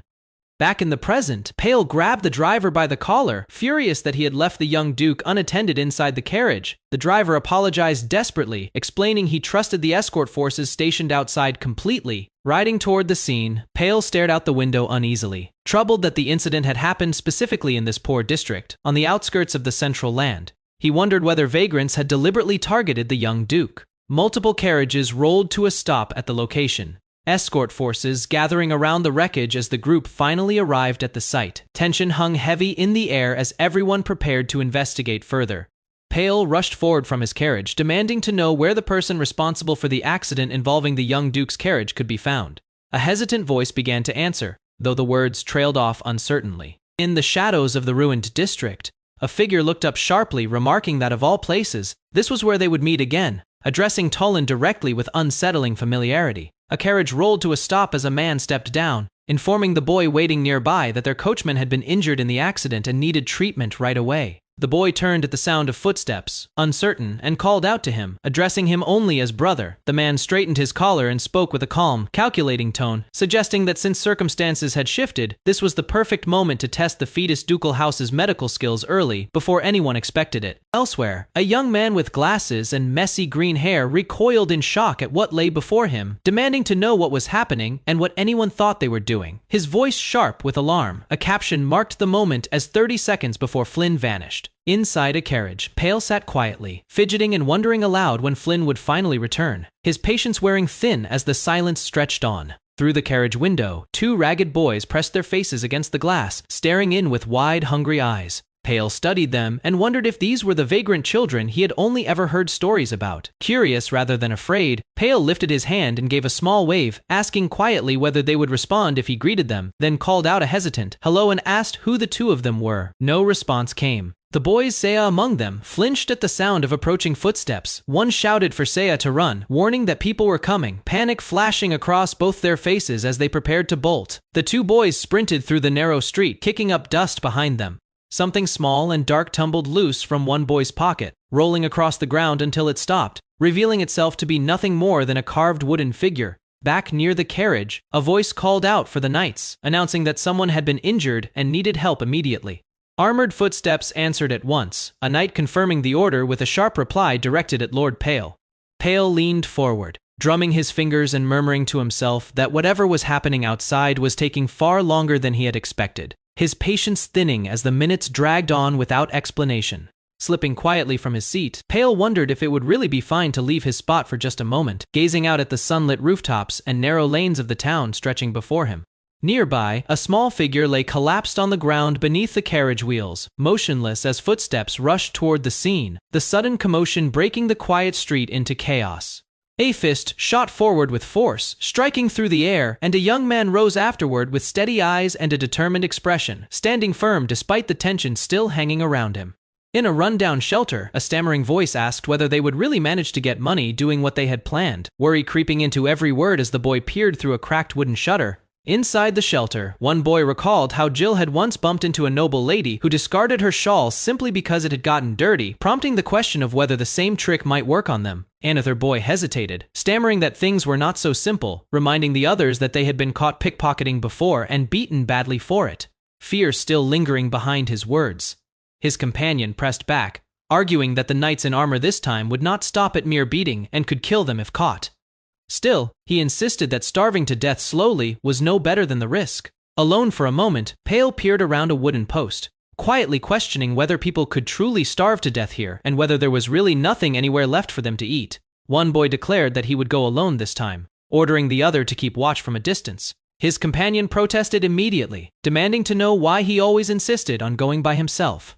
Watching from the shadows, Pale observed the 2 boys kneeling together, one comforting the other whose hands trembled visibly. The trembling boy insisted stubbornly that he was only shaking because of the cold. A calm voice spoke from behind, telling the 2 boys they did not have to push themselves that hard. Booted footsteps approached steadily across the alley floor, closing the distance without hesitation. Flynn stood revealed at the end of the passage, declaring that he could solve their problems for them. Miru spun around in shock, his expression twisting with fear at the unexpected offer. Miru grabbed his companion's arm, shouting that they had been caught and needed to run immediately. The quieter boy hesitated, calling out for Miru to wait before rushing off blindly. Miru paused mid-motion, studying Flynn's solitary figure standing alone in the alley. He wondered aloud whether this well-dressed boy could possibly be by himself without any guards nearby. Miru turned back toward his friend, asking sharply if he understood what it truly meant to be spoiled rotten. His friend answered confidently that it obviously just meant never going hungry. Miru knelt down, gripping a stone tightly while correcting his friend with a hard edge in his voice. He insisted that being spoiled rotten was nothing close to that simple idea.